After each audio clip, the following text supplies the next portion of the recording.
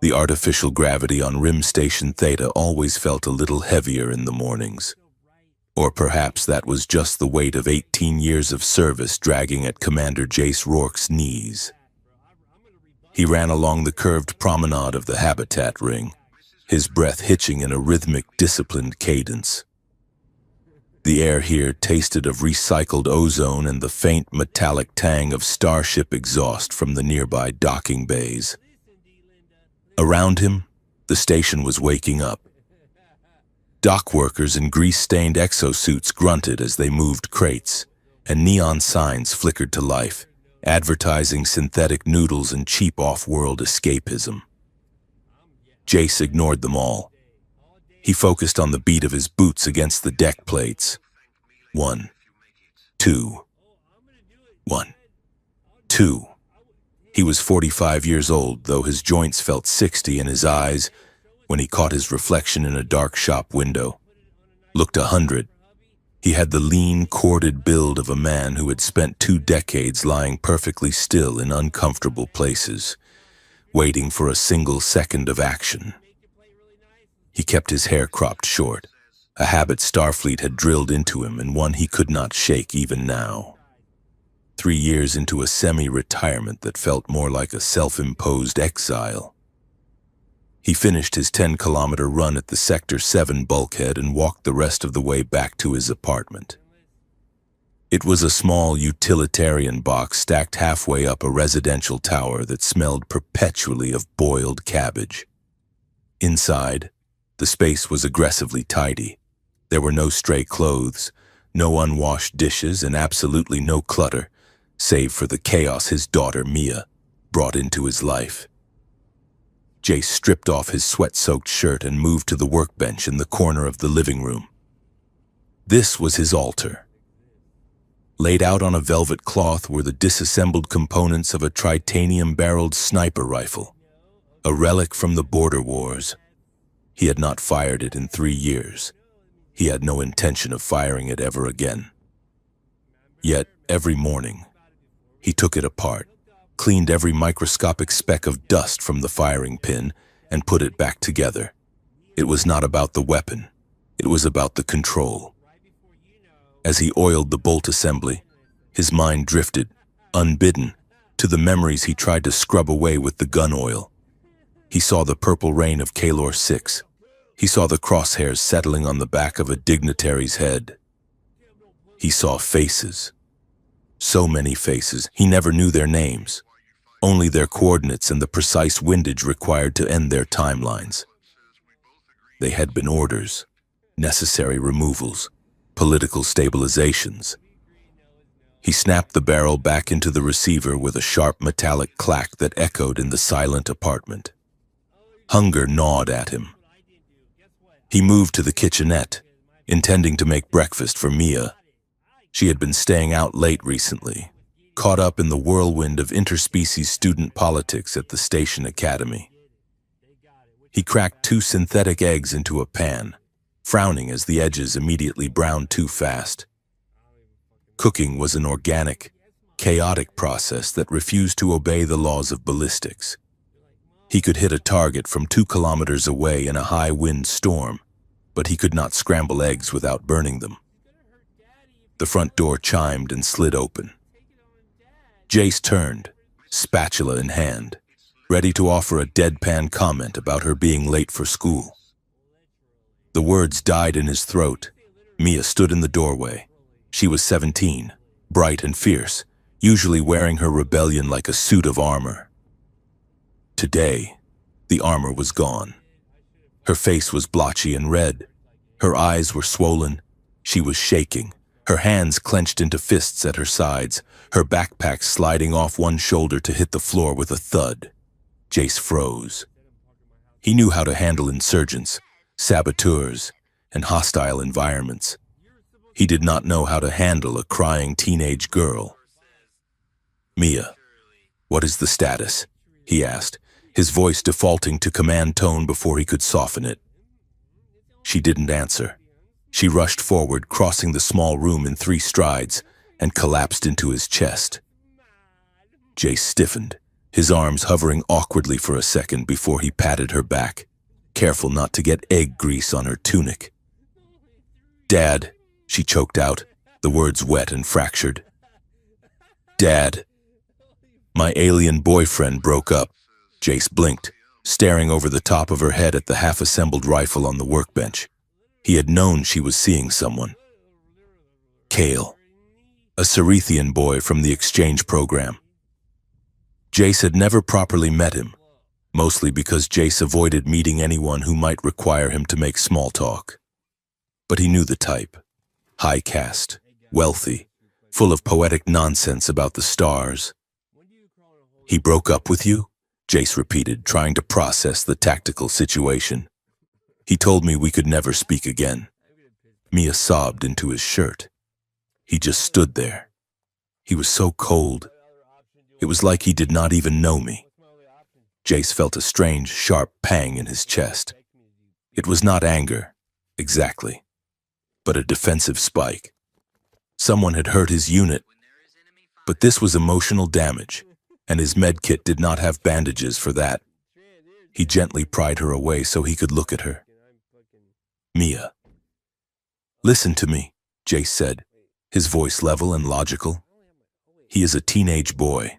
Their brains are not fully developed. Statistically, high school romances have a success rate of less than 5%. Mia stared at him, fresh tears pooling in her eyes. "Are you quoting statistics right now?" "I am providing perspective," Jace said, moving to turn off the stove before the eggs caught fire. "Forget him. There are billions of men in the galaxy. Trillions, if you count the non-humanoid species compatible with standard atmospheric conditions." Mia let out a sound that was half laugh, half scream. "You are impossible. You think everything is just a mission? You think you can just acquire a target and then exfiltrate when it gets messy? This is my life. Dad, I loved him." Jace flinched. The word love felt heavy in the room. "I know," he said, his voice softer, struggling to find the right frequency. "I just meant that pain is temporary. You recalibrate. You move on." "He is not just some guy," Mia said, wiping her nose with her sleeve. "He is Kale. We were planning to go to the university on Mars together. Yesterday, everything was perfect. Today, he looked at me like I was a stranger, like he was reading off a teleprompter." Jace handed her a glass of water. "Drink. Hydration helps with shock." Mia took the glass but glared at him. "You really suck at this." "I am trying," Jace admitted, feeling a rare vulnerability. "I do not want to see you in pain." "Then stop trying to fix it and just be mad for me," she yelled, though the anger was draining out of her, replaced by exhaustion. Jace opened his mouth to respond, but the news feed on the wall screen flared red, interrupting them. The volume automatically adjusted as the anchor's voice filled the room. "Breaking news regarding the upcoming peace summit between the United Federation and the Cerethian Empire. Diplomatic tensions are rising following a series of bizarre incidents involving high-ranking officials. Sources report sudden, inexplicable estrangements between key negotiators and their partners, citing irreconcilable differences. This marks the 5th such incident in 2 weeks, threatening to derail the historic treaty signing." Jace narrowed his eyes at the screen. "That was a lot of heartbreak for one diplomatic corps," Mia sniffled, looking at the screen. "That is Kale's uncle in the video, the ambassador." Before Jace could make the connection, his personal comm unit on the workbench began to pulse. It was a priority signal. Code black. He hadn't seen that encryption header in 3 years. He looked at Mia. "Stay here. Drink your water." He walked over to the workbench and tapped the interface. A holographic column of blue light shimmered into existence, resolving into the stern, lined face of Admiral Hayes. The man looked older than Jace remembered, his gray hair thinning, but his eyes were as sharp as cut glass. "Commander Rourke," Hayes said. "No pleasantries." "Admiral," Jace replied, crossing his arms. "I am retired." "Not anymore," Hayes said. "I need you on a transport in 2 hours. We have a situation at the Neutral Zone Summit. I am raising my daughter." "Hayes, I am done with situations. Find another shooter." "This is not a shooter role." "Jace, it is a security consultation. We are seeing patterns we do not like, compromised assets, leaks, and now, this social instability. It is spreading like a virus." Jace glanced back at Mia, who was watching the hologram with wide, red-rimmed eyes. "It is just politics, Admiral. People break up, tempers flare." "It is not just people," Hayes said, his voice dropping an octave. "It is specific targets, human and Cerethian pairs, key nodes in the Alliance network. Your daughter, she is seeing a Cerethian national, is she not?" Jace went still. "How do you know that?" "I know everything. Commander, that is why I am the Admiral. Her boyfriend is Prince Kale. He ended it this morning, correct?" Jace did not answer, his silence confirmation enough. "It is not teenage drama."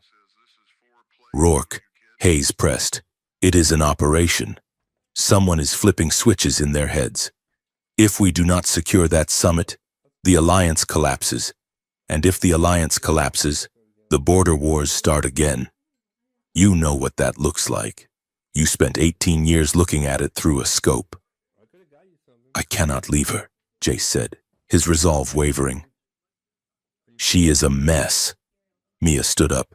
She walked over to the console, stepping into the holographic light. "I am going too." "Mia." "No," Jace said. "I am going," she insisted, her voice gaining strength. "You heard him. Kale did not just dump me. Someone made him do it. He was robotic. Dad, I told you it was not him." Hayes looked at the girl, then back to Jace. "She can come. The summit is hosting a cultural exchange for students. It is the perfect cover. Keep her close. Keep her safe. But I need your eyes on the ground." "Jace." Jace shook his head. "No. It is too dangerous." Hayes leaned in, his holographic image flickering slightly.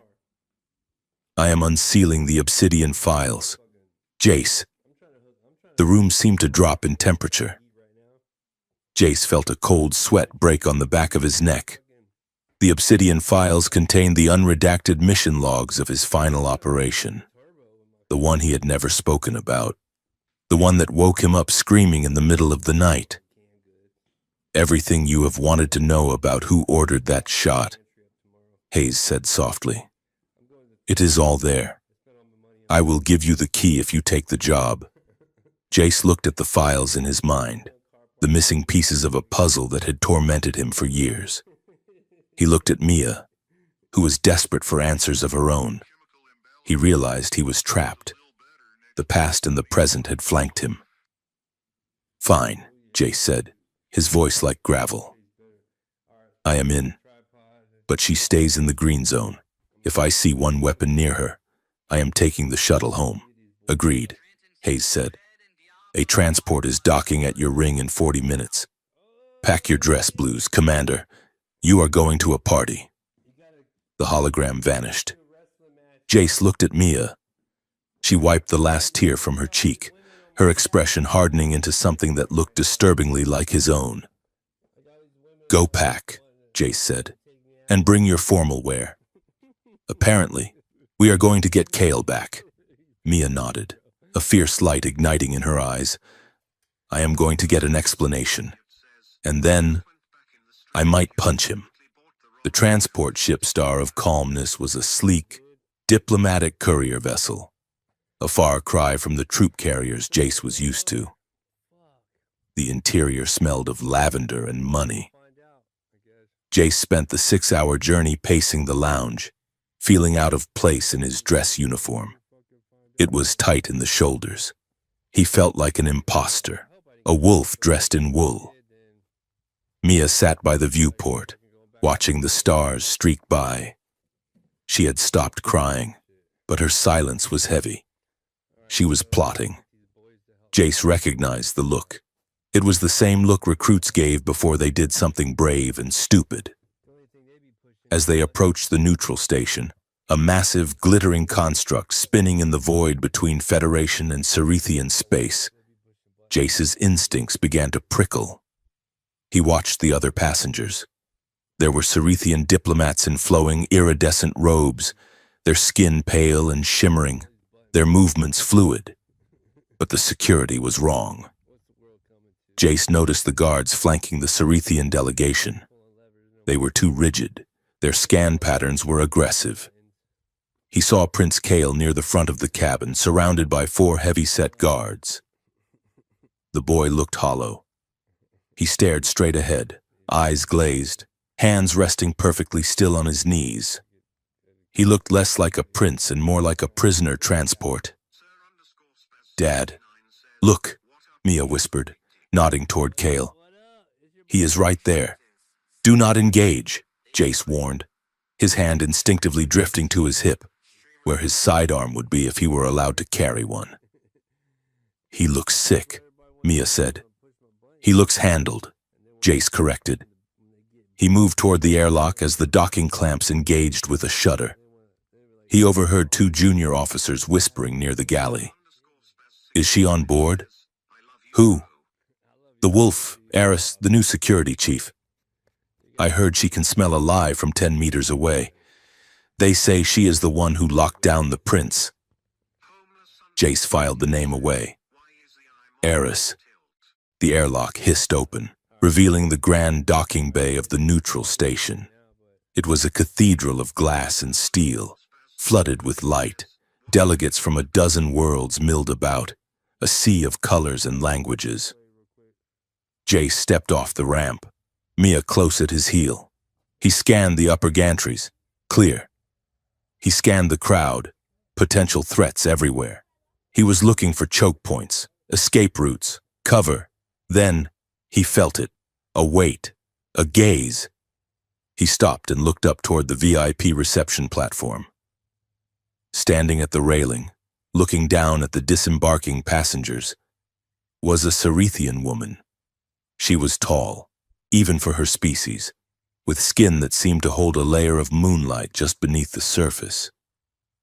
She wore a fitted, dark, armored bodysuit that was more combat-ready than ceremonial, overlaid with a sheer, shimmering cape that drifted in the station's atmospheric cycling.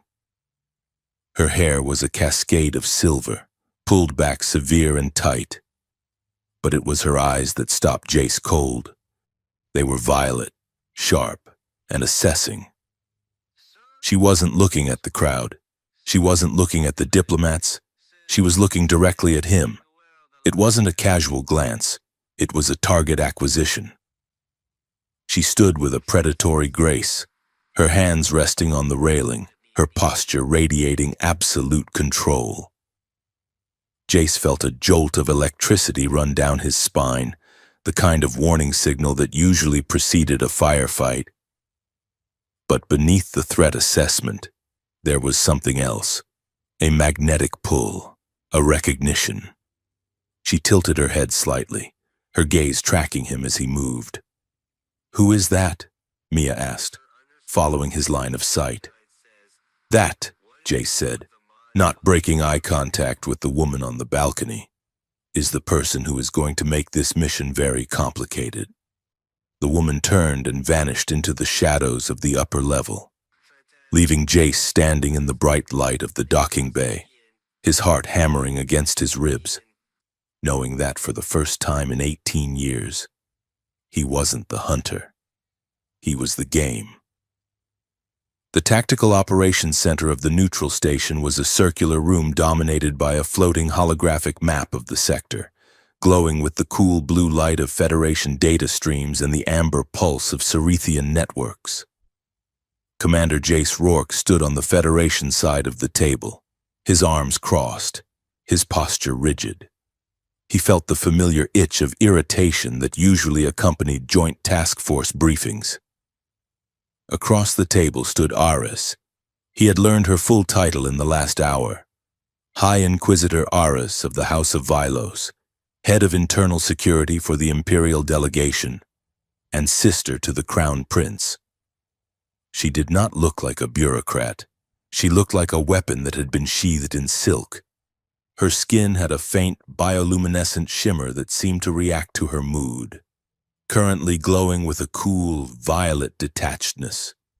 Her uniform was a masterwork of alien engineering, dark weaving that hardened on impact but flowed like water when she moved. "We do not require kinetic overwatch on the residential spires," Eris said, her voice smooth and carrying an edge of absolute authority. "It is crude, Commander. It invites panic." Jace tapped the holographic display, highlighting 3 rooftops that offered clear lines of sight into the diplomats' quarters. "It is not crude. It is basic geometry. If someone wants to put a round through a window, they will do it from here, here, or here. I want boots on those roofs and sensors on the exhaust vents." Eris looked at him as if he had suggested they defend the station with sharpened sticks. "You think in straight lines, human. The threat to this summit is not a projectile, it is intent. My team has established biosensor fields around the perimeter. We monitor heart rates, pupil dilation, and micro-tremors in the dermal layer. If someone approaches with hostile intent, we will know before they even draw a breath to steady their aim." Jace scoffed. "Technology fails, batteries die, signals get jammed. You know what does not fail? A spotter with a high-powered optic and a radio. You are relying on algorithms to read minds. I prefer to rely on physics." "Physics is slow," Eris countered, leaning forward, her eyes, sharp and intelligent, locked onto his. "By the time your physics registers a threat, the damage is done. My wards detect the emotional precursor to violence. We catch the impulse, not the action." "And what happens if the shooter does not have emotions?" Jace asked, his voice low. "What happens if they are a drone, or a professional who buried their feelings 20 years ago?" The room went quiet. The Federation officers shuffled uncomfortably. They knew Jace's file. They knew exactly what kind of professional he was talking about. Aris held his gaze, and for a second, the violet shimmer of her skin deepened. "Then your physics will not save you either, Commander. But I will allow one team on the northern spire. Only one. If they are seen, if they disrupt the aesthetic of the summit, I will have them removed." "Physically," Jace nodded, accepting the compromise. "Understood. Just make sure your emotional sensors are calibrated for frustration, because you are going to get a lot of it from me." The briefing dispersed, officers filing out with hushed conversations. Jace lingered, watching Eris as she turned to her own subordinates, snapping orders in a fluid, melodic language that sounded like singing but felt like a whip crack. She was efficient. He had to give her that. But she was arrogant. She believed she could sanitize war, turn security into a math problem. Jace knew better. Security was just waiting for the moment when the math went wrong. He left the command center and headed for the public promenade, needing to clear his head. The station was a marvel of engineering, a neutral ground built to bridge 2 civilizations. The architecture blended Starfleet utilitarianism with Cerethian organic curves. Massive viewports looked out onto the swirling nebula that served as the backdrop for the peace talks. Mia was waiting for him near a fountain that defied gravity, the water spiraling upward in lazy loops. She wasn't looking at the water. She was staring across the atrium, her body tense. Jace followed her gaze. A procession was moving through the crowd, parting the sea of tourists and delegates. In the center walked Prince Kale. Jace had seen pictures, but seeing the boy in person was different. Kale was tall, slender, with the same luminous skin as his sister, though his was paler, almost translucent. He wore ceremonial robes of heavy white velvet embroidered with gold circuits, but it was his face that struck Jace. He looked dead, not literally, but the lights were out behind his eyes. He walked with a mechanical stiffness, staring straight ahead. Flanking him were 4 guards in full armor and 2 figures in long, hooded cowls, Cerethian priests, Jace assumed. They walked too close to him, their hands hovering near his elbows as if guiding a sleepwalker. "He looks," Mia started, her voice trembling. "He looks like he is heavily sedated," Jace muttered, his tactical brain engaging. "Or under duress." "Kale!" Mia shouted, stepping forward. The procession did not stop. Kale did not even blink. One of the priests turned his hooded head slightly toward Mia, then whispered something into Kale's ear. The boy's stride didn't falter. He marched on, disappearing into the VIP turbolift bank. "He didn't hear me," Mia said, tears welling up again. "He heard you," Jace said gently. "He just didn't respond. Something is wrong. Dad, I know him. He is warm. He laughs at stupid jokes. He likes ancient Earth music. That thing, walking there, that was not him." Jace looked at the closed lift doors. He thought about Eris's biosensors and emotional wards. If they were so good at detecting intent, why hadn't they picked up on the fact that their own prince looked like a marionette with cut strings? Mia turned to him, her expression hardening.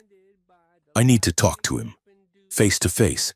Mia, the security protocols are—" "I do not care about protocols," she snapped. "There is a reception tonight, the Grand Gala. All the delegates will be there. Students from the exchange program are invited as cultural observers." "And let me guess," Jace said, raising an eyebrow. "You want to observe?" "I want you to get me in," she said, crossing her arms. "You are a security consultant. You have clearance. I am here to watch the perimeter, not crash parties. Dad, please." Mia grabbed his hand, her grip surprisingly strong. "You saw him. You saw his eyes. If he tells me to my face, when no one is whispering in his ear, that he does not love me, I will walk away, I promise. But I need to know it is him saying it." Jace looked at his daughter. He saw the desperation, but he also saw the intuition. She was right. The boy had looked handled, and if a prince of the Empire was being handled, that was a security risk. "Fine," Jace sighed. "We go. But you stick to me like glue. We are not there to dance. We are there to do a reconnaissance sweep. Do you understand?" Mia wiped her eyes and nodded. "Yes, spy dad mode, activated." The Grand Gala was an assault on the senses. The main ballroom of the neutral station was capable of holding 2,000 guests. The ceiling had been programmed to display a holographic rendering of the galaxy as it looked 10 million years ago, swirling with nascent stars. Music played from invisible speakers, a fusion of earth string quartets and Cerethian harmonic resonance that vibrated in the chest. Jace stood near a marble pillar, uncomfortable in his dress uniform, tugging at his high collar. He wasn't drinking. His eyes were constantly moving, scanning the mezzanine, the service entrances, the ventilation grids. He was mentally mapping sniper nests, calculating trajectory angles from the balconies. Mia stood beside him, dressed in a simple but elegant blue gown she had packed in defiance of his orders. She was scanning the room too, but she was looking for a target, not a threat. "There," she whispered. Kale was standing near a fountain of liquid light, holding a crystal goblet he wasn't drinking from. The 2 priests were still with him, standing just a few feet back, like shadows. "Stay here," Jace ordered. "I will secure the perimeter of the alcove." He moved to the left, positioning himself where he could intercept any security that tried to stop her, while Mia took a deep breath and marched straight toward the prince. Jace watched from 10 meters away, pretending to admire an ice sculpture while keeping his ears tuned to the conversation. Kyle turned as Mia approached. For a second, just a microsecond, Jace saw a flicker of life in the boy's eyes, a spark of panic. Then, the mask slammed back down. "Kale," Mia said, her voice shaking but audible over the music. "Mia," Kale replied. His voice was flat, monotone. "You should not be here." "Why are you doing this?" Mia asked, reaching out to touch his arm. The priest stepped forward, but Jace cleared his throat loudly, resting his hand on his belt. The priests paused, assessing the threat of the Starfleet officer staring them down. They held their position. Kale pulled his arm away as if her touch burned. It was a mistake. "Mia, we are different species. Our biologic rhythms are incompatible. My duty is to the Empire." "You are reading a script," Mia cried. "Unstop it. Look at me. This is Mia." "We sat on the roof of the academy and talked about running away to the outer rim. You told me you hated politics. I was confused." Kale droned. "A Cerethian prince cannot be with a human.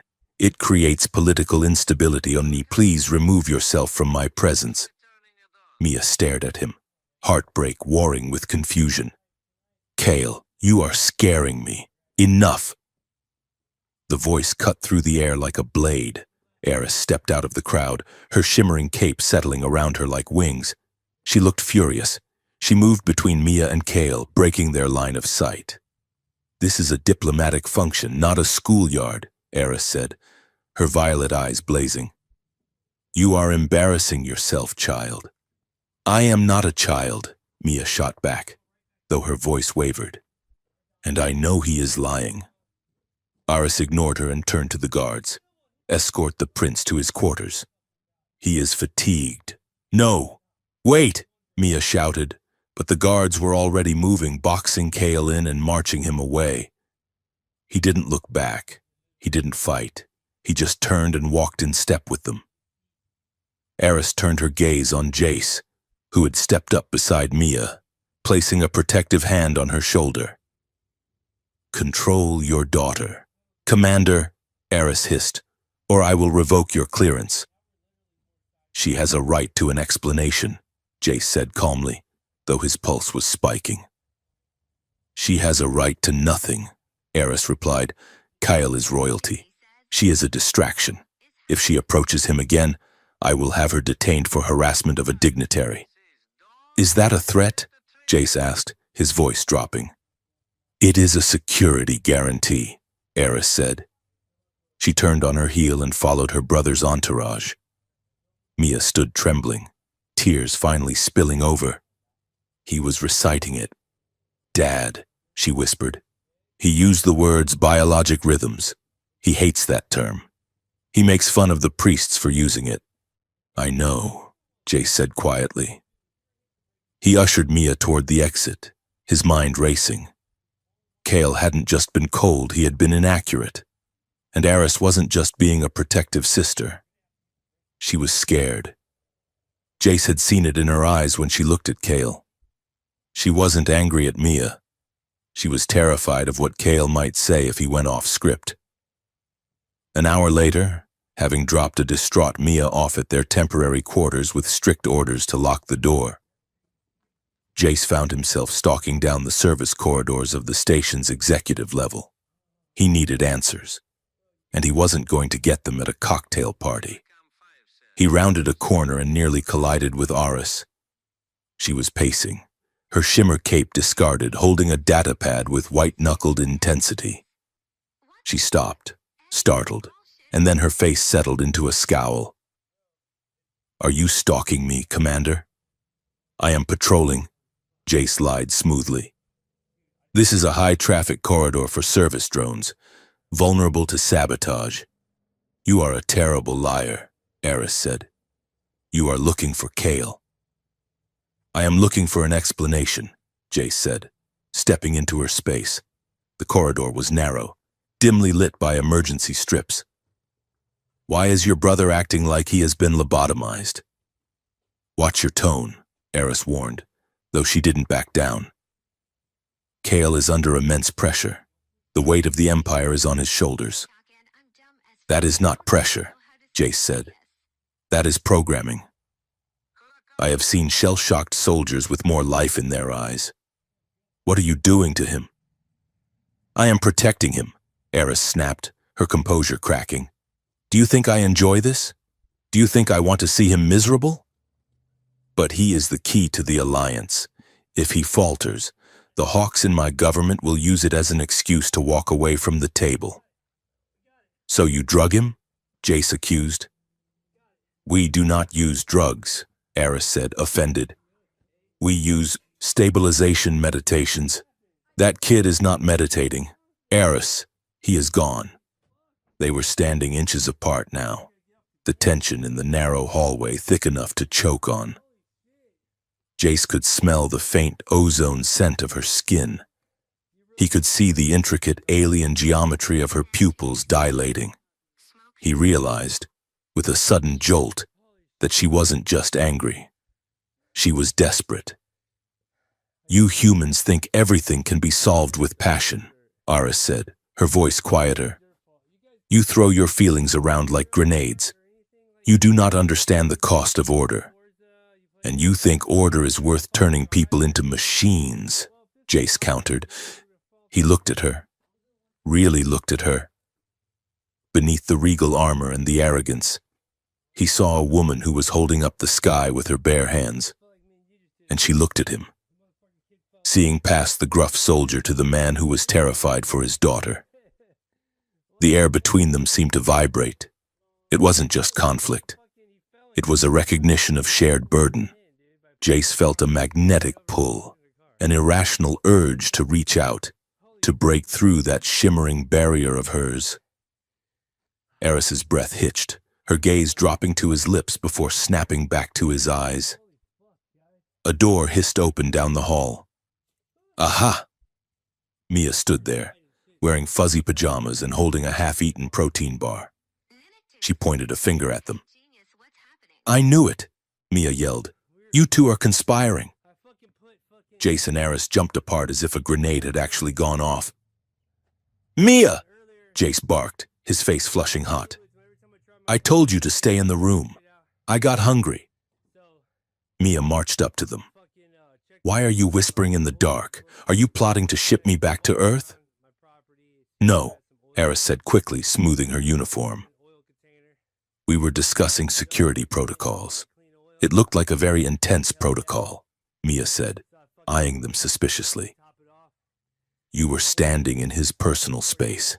Lady Aris.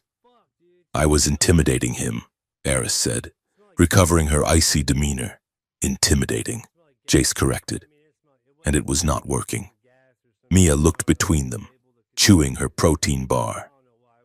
You guys are weird. Are we going to save Kale or are you going to flirt? We are not flirting, Jace and Eris shouted in unison. They looked at each other, horrified by their synchronization. Go back to the room. Mia, Jace groaned, rubbing his temples. Now. Mia rolled her eyes. Fine. But if you figure out why Kale is a zombie, tell me. Don't keep secrets. She marched back into the room and the door slid shut. Eris exhaled a breath she seemed to have been holding for 5 minutes. Your daughter is formidable. She gets it from her mother, Jace muttered. Look, Eris, we can argue about methods later, but something is wrong with Kale. And if you are honest with yourself, you know it. Eris looked at the floor. There have been irregularities in his neural patterns. Show me, Jace said. That night, Jace sat in the small security hub adjacent to his quarters. He was reviewing the surveillance feeds from the sector where the Cerethian delegation was housed. Aris hadn't given him access, but she hadn't blocked him either when he mirrored the feed. He watched the hallway outside Kale's room. At 0200 hours, the feed flickered, a micro-glitch, just a singular frame of static. 3 minutes later, another glitch. Jace froze the image and enhanced it. The time code jumped. Someone was looping the footage. For 3 minutes every hour, the cameras were blind. He grabbed his utility belt. He didn't take a weapon. Weapons were strictly forbidden in the diplomatic wing. But he took his multi-tool and a portable jammer. He moved through the station like a shadow. The maintenance ducts were tight, but they bypassed the main checkpoints. He dropped down into the corridor outside Kale's suite during the next predicted glitch window. The hallway was empty. The guards were gone. That was wrong. Kale should have had a 24-hour detail. Jace approached the door, his jammer active to disable the lock. But before he could engage it, he heard a faint sound from inside, a rhythmic humming. He bypassed the lock and the door slid open with a whisper. The room was dark, lit only by the ambient starlight from the viewport. Jace moved in, low and fast. He sensed movement to his right and spun, raising his arm to block a strike. He caught a wrist, a strong one. A figure shimmered in the darkness, a stealth field disengaging. Eris stood there, looking startled. She was dressed in a dark tactical suit, devoid of her usual regal ornamentation. "You," she hissed. "Me," Jace whispered back, releasing her wrist. "What are you doing here? You have the key." "I did not want to alert the high priests," she admitted, her voice barely audible. "They monitor the key logs. I saw the glitches, too. So we are both breaking into your brother's room," Jace surmised. "Technically. I am conducting an unannounced inspection," Eris said haughtily. "You are breaking and entering." "Where is he?" Jace asked, looking at the empty bed. "In the meditation chamber." Eris gestured to an inner door. They moved together. Jace realized they were falling into a natural formation, him checking the corners, her checking the tech. They reached the inner door. Eris pulled a small device from her belt, a shimmer cloak generator. "If the priests are in there, we cannot be seen," she whispered. "This field is designed for one person. It will be tight." "Do it," Jace said. She activated the device. A distortion field rippled around them, bending the light. Jace had to step in close, wrapping an arm around her waist to pull her into the center of the radius. Eris stiffened, her back pressing against his chest. He could feel the heat of her body, the rapid beat of her heart. "Move," she breathed. They ghosted into the room. Kyle was there. He was sitting in a chair that looked more like a medical device. Cables were attached to his temples. A low, thrumming sound filled the air. He was asleep, but his face was twisted in pain. Nearby, a console projected a stream of data. Eris gasped softly. "What is it?" Jace whispered, his chin brushing her shoulder. "That is not a meditation aid," Eris said, horror in her voice. "That is a broadcast node. Look at the waveforms. Fear, apathy, rejection." "They are pumping emotions into him?" Jace asked. "No," Eris said, leaning closer to the screen. "They are pumping emotions out of him and broadcasting them." Jace scanned the data stream. He saw names, not just Kale's, other diplomats, other mixed-species couples. The machine was harvesting their heartbreak and amplifying it. "Wait," Jace said, pointing to a submenu. "What is that?" He reached out, careful not to break the stealth field, and tapped a sealed file icon. It opened. It was a list of coordinates. Planetary locations. Dates. Jace's blood ran cold. Terrace Prime. Sector 4. The Grand Plaza. That was a mission. My mission, Jace whispered. 5 years ago. The next entry, the orbital spire. 2 years ago. That was mine too, he said. Eris turned her head, her face inches from his. Why are your kill zones in my brother's neural logs? I do not know, Jace said, his mind reeling. But this isn't just about breakups. Eris, this is a targeting system. He saw a data shard protruding from the console. He grabbed it. We need to go. Now. We need to analyze this. Eris nodded, but she lingered for a second, looking at her brother strapped into the machine. I should wake him. If you wake him, the priests will know, Jace said, pulling her back. We need proof first, then we come back with a battalion. They backed out of the room, the shimmer cloak humming around them. They retreated to the outer hallway, finding a dark alcove behind a decorative pillar. Eris deactivated the cloak. They were standing chest to chest in the dark. The adrenaline was high. The discovery was terrifying. My brother, Eris whispered, her voice cracking. They are using him as a battery. We will stop them, Jace said firmly. I promise you, Eris, we will burn it down. He looked at her. In the shadows, her violet eyes were wide, vulnerable. The arrogance was gone. She looked at him not as a brute human, but as an anchor. Thank you, she said softly. The distance between them vanished. It wasn't a conscious decision. It was gravity. Jace leaned in, and Eris didn't pull away. Their breathing synced, shallow and sharp. He could feel the electricity of her skin against his hand. For a moment, the conspiracy, the politics, the danger, it all faded. There was just the undeniable, terrifying fact that he wanted to kiss the sister of the enemy. The station's klaxon screamed. Jace flinched, instincts taking over. He shoved Eris behind him and drew his multi-tool, though it was useless as a weapon. Warning. Hull breach in Sector 9. Docking ring Delta. The floor shuddered violently. An explosion. Close. That is the Starfleet berth, Jace said. Eris tapped her comlink. Status report, a frantic voice answered. Explosion on the Federation transport. Casualties reported. Sensors detecting residue from a rapid expansion plasma charge. Jace froze. Rapid expansion plasma. That was a sniper's breaching round. A Starfleet specialty. Commander. The voice on the comms continued. We found the firing point. We have a biometric match on the residue. Who is it? Eris asked, her eyes locking onto Jace's. The voice crackled.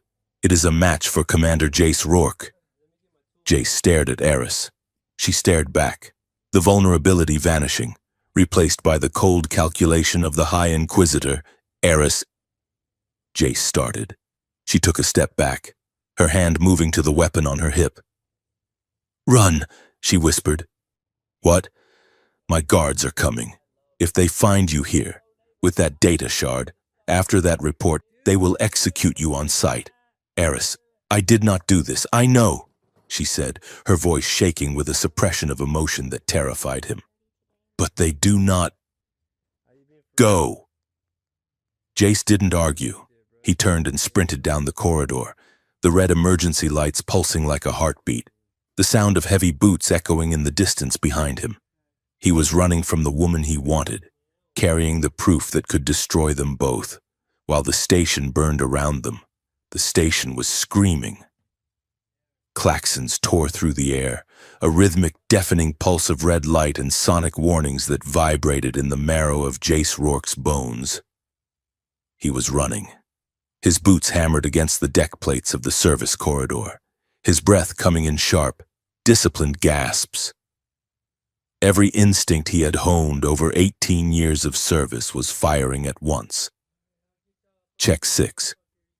Corner clear, heat signature ahead. Divert. Over the station-wide public address system. A synthesized voice remained terrifyingly calm. Security alert. Level 1. Terrorist action confirmed in Sector 9. Suspect identified as Commander Jace Rourke. Starfleet Reserve. Do not approach. Suspect is armed and considered lethal.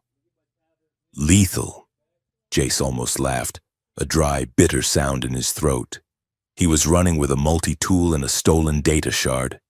He had not fired a weapon in anger in 3 years, yet the universe seemed determined to put a gun back in his hand. He skidded around a corner, aiming for the waste reclamation chutes, but stopped dead.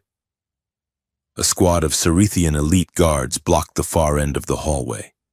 They were encased in iridescent combat armor that shifted colors like oil on water. Their weapons were raised, humming with charged particle energy. In front of them stood Aris. She looked imperious, a statue of vengeance carved from moonlight and fury. Her violet eyes locked onto his. There was no hesitation in her stance, no tremble in the hand that held her sidearm leveled at his chest. "Halt!"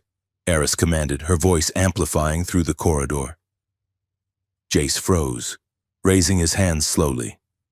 He was trapped. Behind him, the sound of Federation boots was getting louder. He was boxed in between the people he used to serve and the people he was accused of bombing. "Get on your knees." "Commander," Aris ordered. Her finger tightened on the trigger. Jace looked at her. He looked past the weapon, past the armor, trying to find the woman who had stood with him in the dark only 20 minutes ago.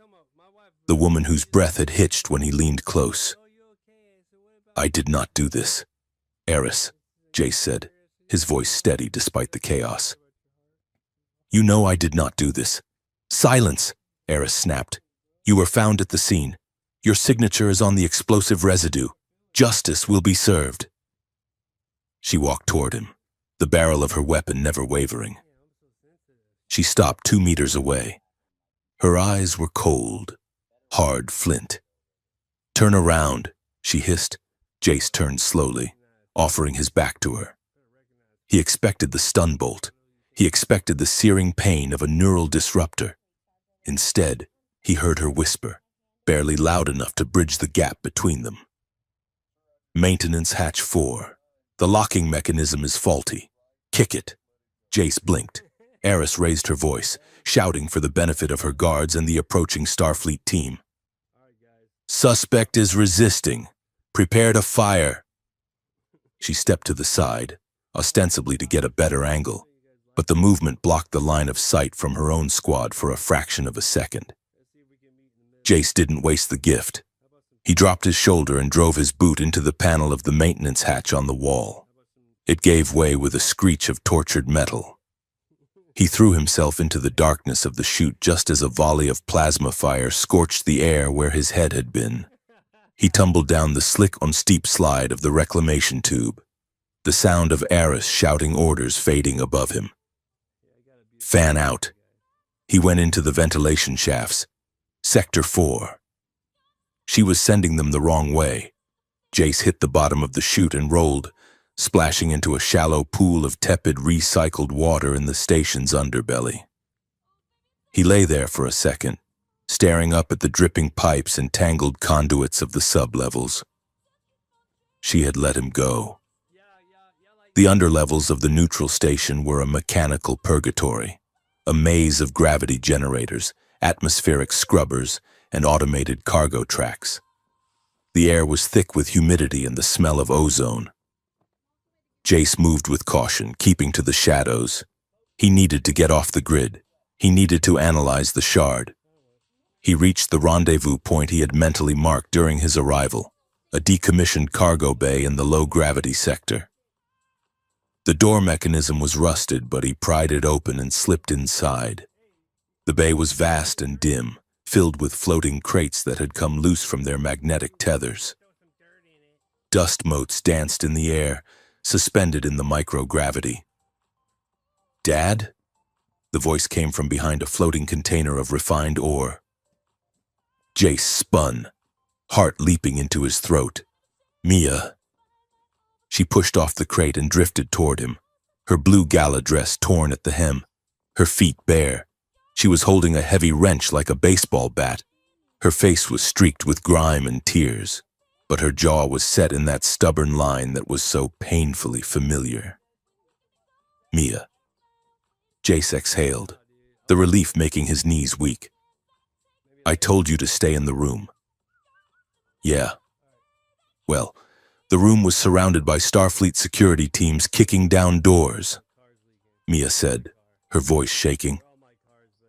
I heard them say your name on the comms. They said you blew up a docking ring. I did not, Jace said firmly. I know, Mia said. She floated closer, grabbing his arm to anchor herself. You are a sniper, Dad. If you wanted to blow something up, you wouldn't leave a signature. You are too obsessive-compulsive for that. Jace managed a weak smile. That is a strange compliment. Why are they doing this? Mia asked, her voice cracking. First, Kale acts like a robot. Now you are a terrorist. What is happening? Before Jace could answer, the heavy blast doors at the far end of the bay hissed open. Jace shoved Mia behind him, raising his multi-tool. Though against a blaster, it was little more than a paperweight. Eris stepped through the breach. She was alone. She had ditched her heavy armor, wearing only the dark tactical undersuit. Her hair was coming loose from its severe bun, strands of silver floating in the low gravity like a halo. She looked exhausted. She looked furious. You are hard to track. Human, Eris said, pushing off the floor and drifting toward them with eerie grace. You let me go, Jace said, keeping Mia behind him. I made a tactical error, Eris corrected, landing softly on a magnetic plate. Do not make me regret it. She looked at Mia, her expression softening slightly. You should not be here, child. This is a war zone. I am not leaving him, Mia snapped, peering over Jace's shoulder. And stop calling me child. I am the only one here who is not carrying a gun or a grudge. Eris ignored her and looked at Jace. The data shard. Give it to me. Why? So you can bury it? Jace asked. So you can protect your brother's reputation? So I can find out who is trying to destroy my family, Eris shouted, the royal composure shattering. Do you think I am blind? I saw the logs. I saw the manipulation. Then help us, Mia pleaded. If you know he is innocent, help us prove it. Eris looked at them, the ragged retired sniper and the fierce teenage girl floating in a junk room. She let out a long, shuddering breath. It is not just about Kyle, Eris said, her voice dropping. My intelligence officers have been tracking chatter for months. There is a third faction. A third faction? Jace asked. A coalition, Eris explained. Hardliners from both our species. Human xenophobes who think aliens are a contamination. Cerethian purists who think humans are primitive animals. They believe that interspecies intimacy, like what your daughter and my brother share, is a biological weapon, a weakness. They are sabotaging relationships? Mia asked, horrified. They are weaponizing heartbreak, Eris said.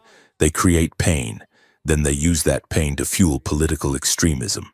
If Kale breaks up with a human in a public, humiliating way, it validates the purists. If a Starfleet officer bombs a Cerethian ship, it validates the Hawks. They are playing both sides against the middle. Jace looked at the data shard in his hand. And this contains the proof? It contains the source, Eris said. The coordinates you saw, they are not just random locations.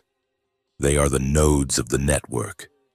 We need a terminal, Jace said, a secure one, not connected to the station grid. There is an industrial hub in the recycling sector, Eris said. Hardline connections only, old tech. They will not be monitoring it. The industrial hub was a cramped, greasy control room that smelled of burnt circuitry and coolant. Jace hooked the shard into the ancient terminal, his fingers flying over the keys. The screen flickered to life, scrolling through lines of encrypted code. Mia stood by the door, keeping watch with her wrench, while Eris hovered over Jace's shoulder. The physical proximity was distracting. Jace could feel the heat radiating from her, could smell the faint scent of rain that seemed to cling to her skin. "Here," Jace said, pointing to a file block.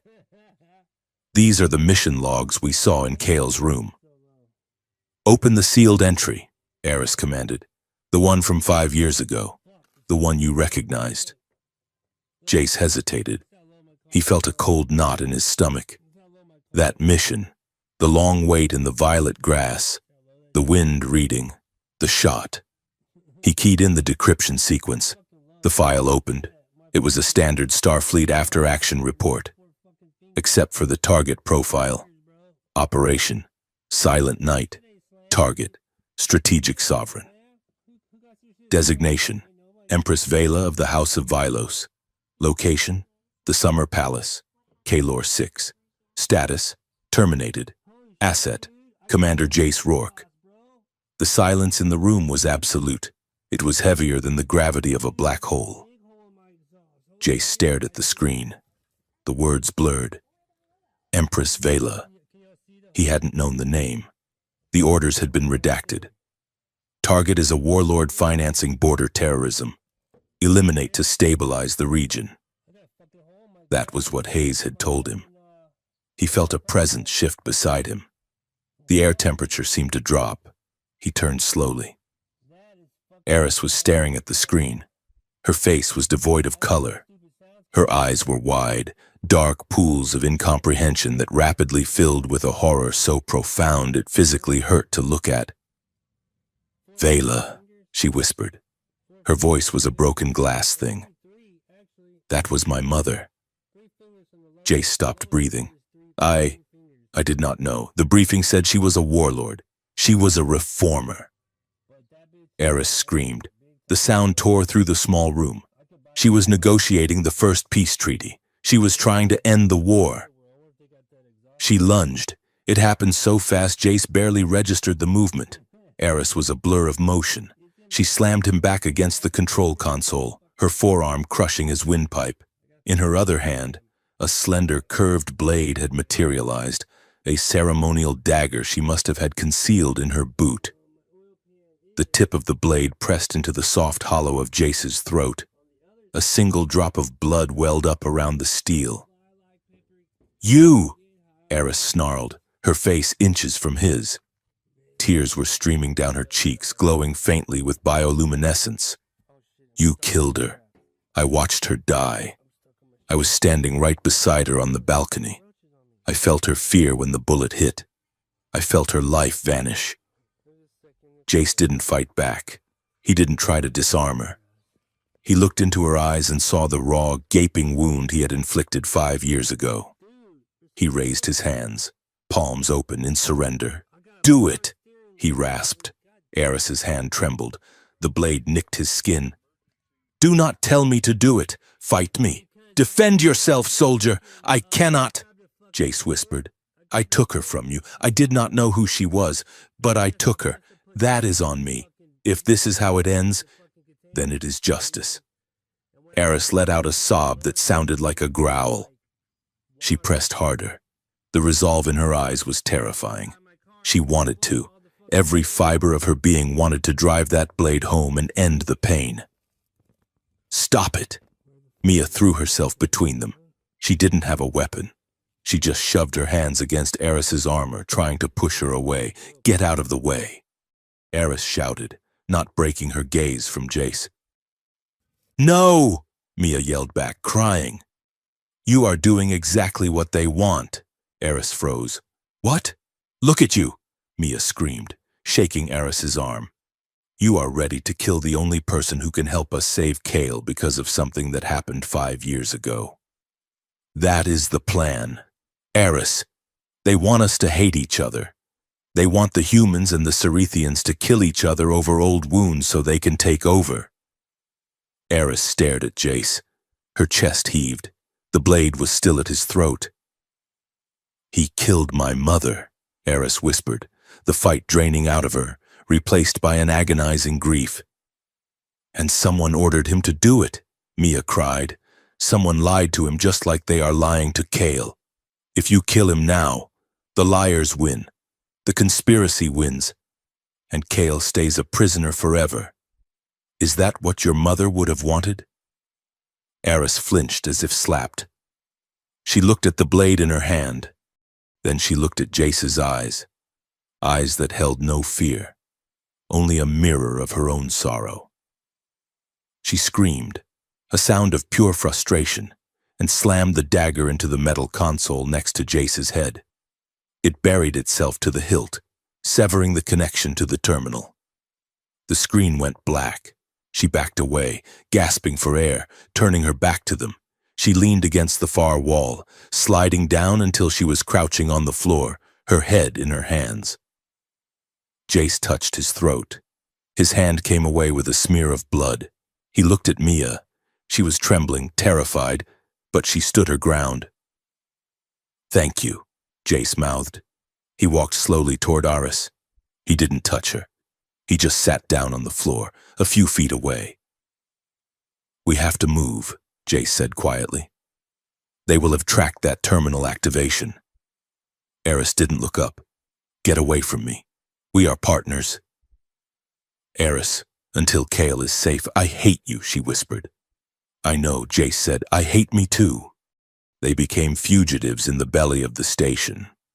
The black market sector, known locally as the Gut, was a chaotic sensory overload of neon signs, exotic spices, and illicit commerce. It was the only place on the station where Starfleet sensors didn't reach. They moved through the crowded alleys, heads down. Jace had thrown a grimy poncho over his uniform. Mia had tied a scavenged scarf around her hair. Eris had activated her suit's camouflage protocols, turning her into a blurred silhouette that most passers-by mistook for a glitch in their optical implants. The tension between Jace and Eris was a physical weight, thick and suffocating. But they had to keep moving. They took shelter in the back room of a smuggler's den run by a multi-limbed crustacean alien named Vrex, who owed Jace a favor from a botched cargo inspection years ago. Vrex clicked his mandibles and offered them a bowl of writhing, purple grubs. "Eat," Vrex chattered. "Good for stamina. Hides the scent of mammal." Jace looked at the bowl. "I will pass. Do you have anything that is not alive? You humans are so boring." Vrex clicked. "The girl? She looks hungry." "I am starving," Mia said, reaching for a grub.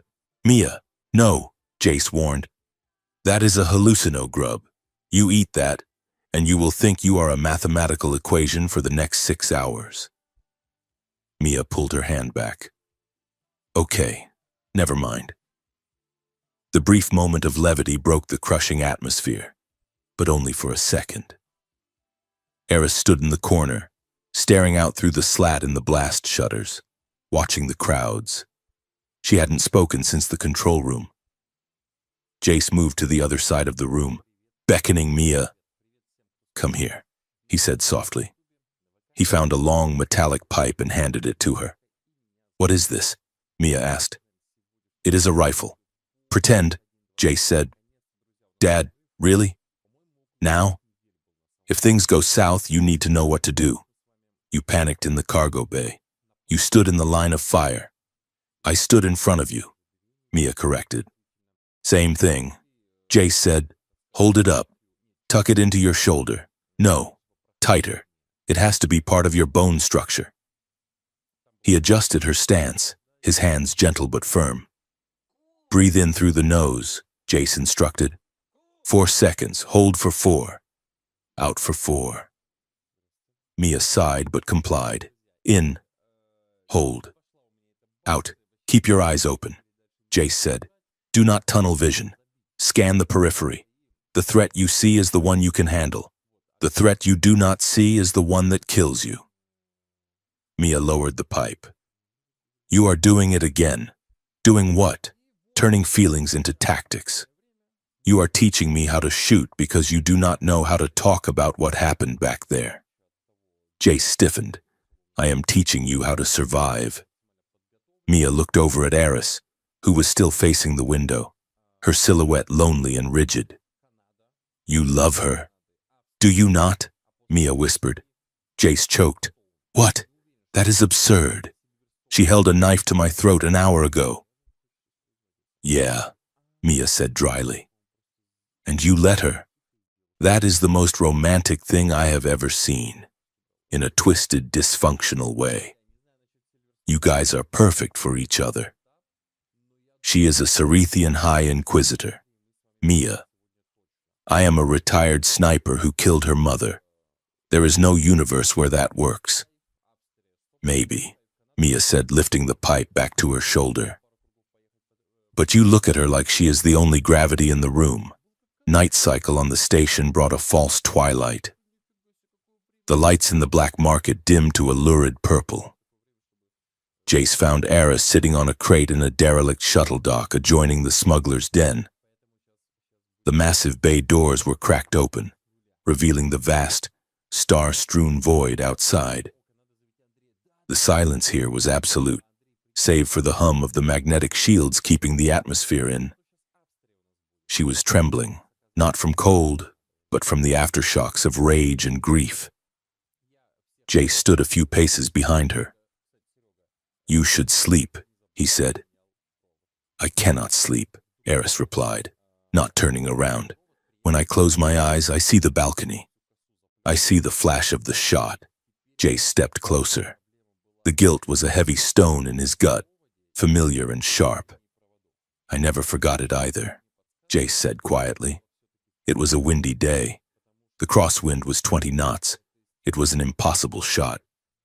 When I took it, I felt wrong. Most targets, I feel nothing. It is just mechanics. But that one, I felt a sudden crushing weight. I threw up after the mission. I never told anyone that. Eris turned her head slowly. Her eyes were luminous in the dark, reflecting the star field. I know, she whispered. You know. I felt it. Jace, today, when we connected in the cargo bay, when you let me put the blade to your throat. She stood up and faced him. The distance between them felt charged, dangerous.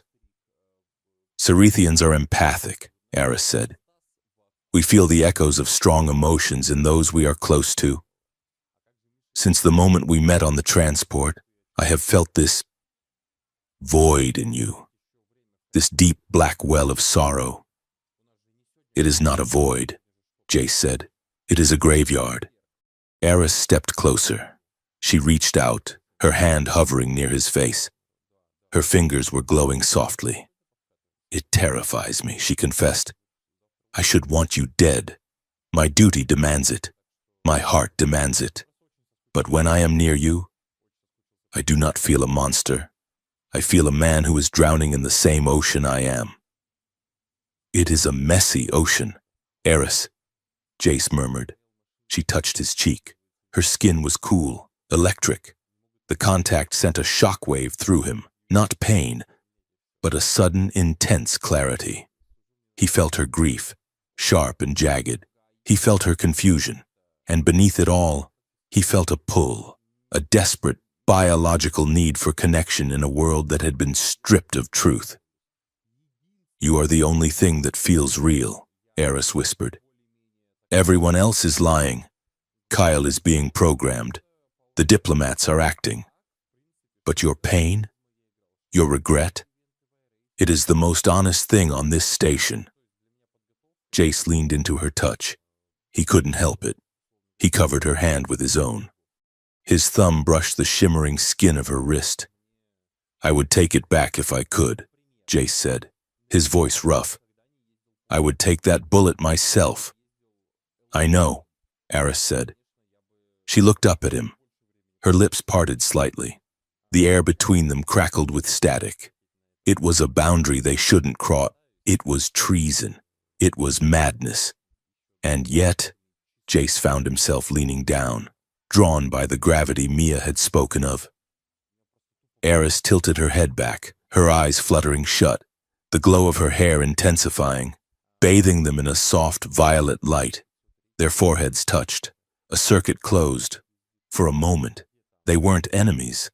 They were just two broken people holding each other up in the dark. Beep, beep, beep. The sound was shrill and insistent. Jace pulled back, breathless, his hand instinctively going to his belt. Eris stumbled back, her eyes snapping open, wide and disoriented.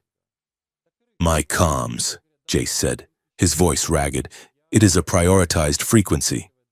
He pulled the device from his pocket. The signal was weak, heavily encrypted but breaking through. He activated the hollow emitter.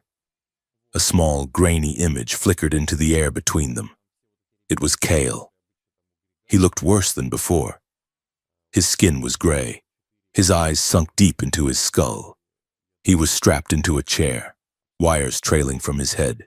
He was whispering, his voice distorted by static. "Mia, Dad, help, Kale." Eris gasped, leaning into the hologram. "Kale, where are you?"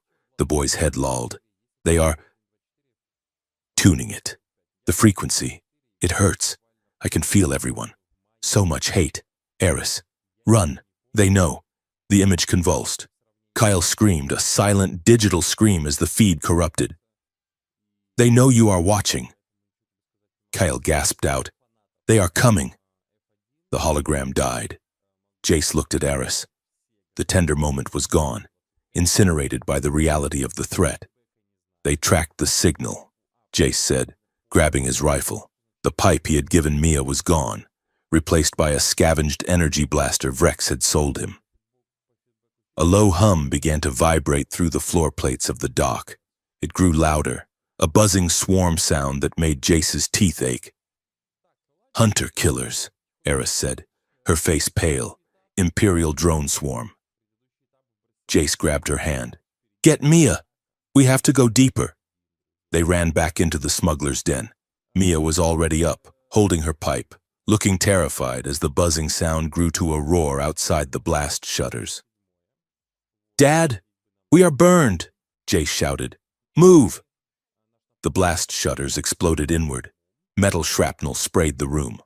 A swarm of small black drones poured through the breach, their red sensor eyes glowing like a nightmare constellation. They emitted high-pitched screeches as they scanned the room. "Back door!" Jace yelled, firing a bolt of energy into the swarm. He hit one drone, blowing it into sparking fragments. But three more took its place. They weren't just surveillance drones, they were armed. Lasers scored the walls, burning ozone trails in the air. Eris threw up a hand, generating a localized bio-shield that deflected a volley of fire. "Go!" They scrambled through the rear exit, tumbling into the maintenance shafts that led down into the unmapped dark guts of the station where the gravity was unstable and the air was thin.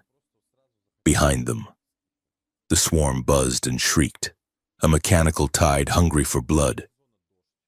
Jace didn't look back. He ran, dragging his daughter and the daughter of the woman he killed into the dark, knowing that the only way out was to go straight into the heart of the machine that was eating them all alive. The service hatch groaned in protest as Jace Rourke forced it open, the magnetic seals whining against the override command. He pushed through, emerging not into another dusty maintenance corridor, but into a sterile, chilling silence. Mia scrambled through behind him, clutching the pipe she still refused to discard, followed by Eris, whose bioluminescence was dimmed to a faint, ghostly pulse. They were standing in an airlock that should not have existed. According to the station schematics, they were staring at hard vacuum. But the reality was a grafted blister of metal and shielding attached to the outer hull of the neutral station like a tumor.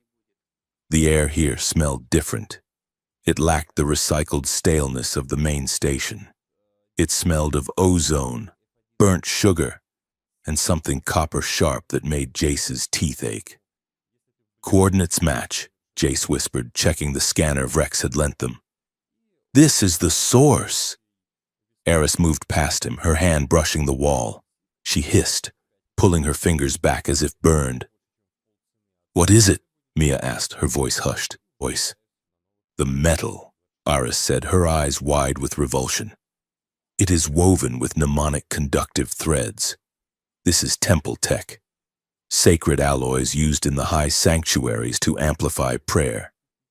And look at the conduits, Jace said, pointing to the cabling running along the ceiling. Those are bio-neural relays. Starfleet spec, classified level. I used to hook my scope into ports like that. They moved deeper into the facility. It was a Black Ops nightmare. A bastardized fusion of Federation engineering and Cerethian mysticism. The corridor opened into a vast, circular chamber that hummed with a low, throbbing frequency that vibrated in the chest cavity. Jace stopped dead. In the center of the room, suspended over a pit of glowing coolant, was a chair. It looked less like a seat and more like an altar of torture. And strapped into it, surrounded by a halo of floating crystalline antennae and heavy data cables, was Kale. Kale! Mia screamed. She sprinted forward before Jace could stop her. Mia, wait! Jace shouted, lunging after her. His blaster raised, but there were no guards. The room was empty of personnel, automated to a terrifying degree. Mia reached the platform and fell to her knees beside the chair. Kyle's head was lolling back, his eyes open but seeing nothing. His irises were flooded with scrolling data streams, glowing a sickly yellow. Cables were jacked into the ports at his temples, and his skin was gray, drained of its usual luster. Kale, please. Mia sobbed, grabbing his cold hands. It is me. It is Mia. The boy flinched. The data in his eyes flickered. He gasped, a sound of pure agony, as if breathing required manual effort. Mia, he croaked. His voice was layered with a metallic distortion. I am here, she said, frantically trying to pull the restraints off his wrists. I am getting you out. No, Kale wheezed. You cannot. I am... The node! Eris reached the platform, her face a mask of fury and horror. She placed her hands on the console behind the chair, her fingers flying over the alien glyphs. They have bypassed his frontal cortex, Eris said, her voice shaking. They are using his empathic centers as a broadcast tower. Broadcast? Jace asked, keeping his weapon trained on the shadows. Broadcasting what? Everything, Kale whispered. He looked at Mia, tears leaking from the corners of his glowing eyes. The breakup, the words, they wrote them. Mia, they put them in my head. I knew it, Mia said, clutching his hand tighter. I tried to stop it, Kale choked out, but the machine. It takes the pain of the lie and it amplifies it. It pushes it out, to everyone. Jace looked up at the crystalline antennae array above them. It was pulsing in time with Kale's heartbeat. It is a dissonance engine, Jace realized, the tactical implications slotting into place. They use a high-profile breakup as the seed, the heartbreak, the betrayal. Then they amplify that frequency and beam it to every mixed-species couple on the station. They are manufacturing hatred and fear, Eris added, her violet eyes burning. They are turning love into a contagion. Get him out of there, Jace ordered. Eris gripped the release mechanism. It is locked out. I need to override the core protocol. She slammed her hand onto the interface, her skin flaring with light as she tried to force her own biosignature into the system. Suddenly, the room went red. Thick blast shields slammed down over the exits. The hum of the machine spiked to a scream. Security breach detected. A pleasant, synthetic voice announced. Lockdown initiated. A column of blue light descended from the ceiling, resolving into a giant holographic figure towering over them. Jace recognized the face immediately. It was the face that had given him orders for 18 years. Admiral Hayes, Commander Rourke, the hologram said. His voice was calm, fatherly, the same tone he used when handing Jace a dossier on a target that had to die for the greater good. You are remarkably persistent. I suppose I should have expected that. You always did have a problem with letting things go. You sick son of a bitch, Jace snarled, aiming his blaster at the hologram's head, though he knew it was useless. You are torturing a kid. I am managing a crisis, Hayes corrected smoothly. Look at the galaxy. Jace, it is messy. It is chaotic. Humans and Cerethians. We are not meant to mix. It creates friction. It creates vulnerability. So you are manufacturing a race war? Mia shouted, standing up to face the giant image. I am creating boundaries, Hayes said, looking down at her with pity. Good fences make good neighbors, young lady. We are simply ensuring that everyone remembers where they belong. And your boyfriend there. He is doing a great service. His pain is going to save billions of lives by preventing a messy integration that would only lead to collapse. Eris stepped forward, her voice vibrating with regal power. You are desecrating the sacred tech of my people. You are using a Prince of the Blood as a radio transmitter. The Empire will burn you for this. The Empire helped build this, my dear, Hayes said with a cold smile. Do you think I did this alone? Your high priests are just as worried about purity as I am. We are the adults in the room, making the hard choices. Hayes turned back to Jace.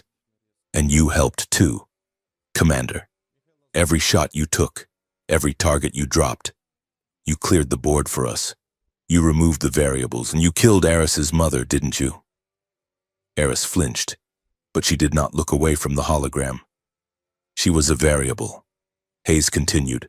Too much empathy, too much change. We needed stability, just like we need it now. In 10 minutes, the Peace Summit begins. We are going to broadcast a signal from this facility that will turn every handshake into a fist.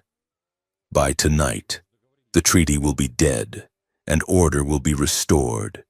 And you, Hayes added, looking at Jace, will be the face of the tragedy. The rogue sniper who snapped. It is a poetic end to your service record. The hologram flickered. Goodbye, Jace. The image vanished, replaced by a countdown timer on the main screen. Broadcast initiation, 5 minutes. Jace looked at the machine. The power levels were spiking.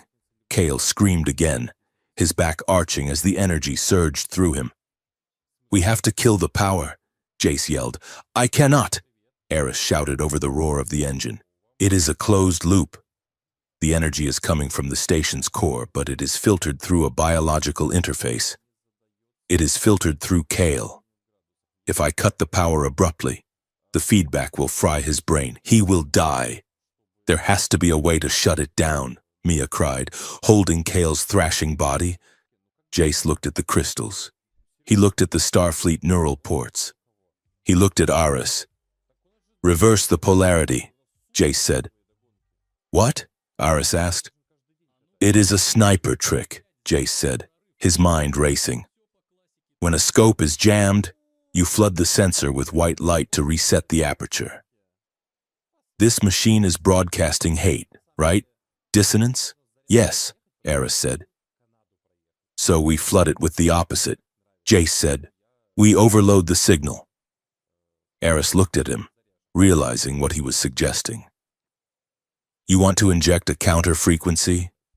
We need an emotional surge strong enough to override the system, Jace said. Stronger than Kale's pain.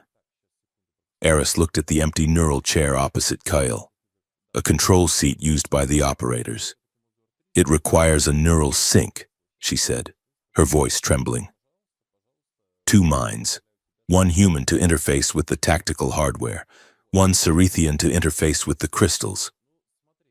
We have to bridge the circuit ourselves, and can we do it? Jace asked. Eris looked at him. Her eyes searched his face.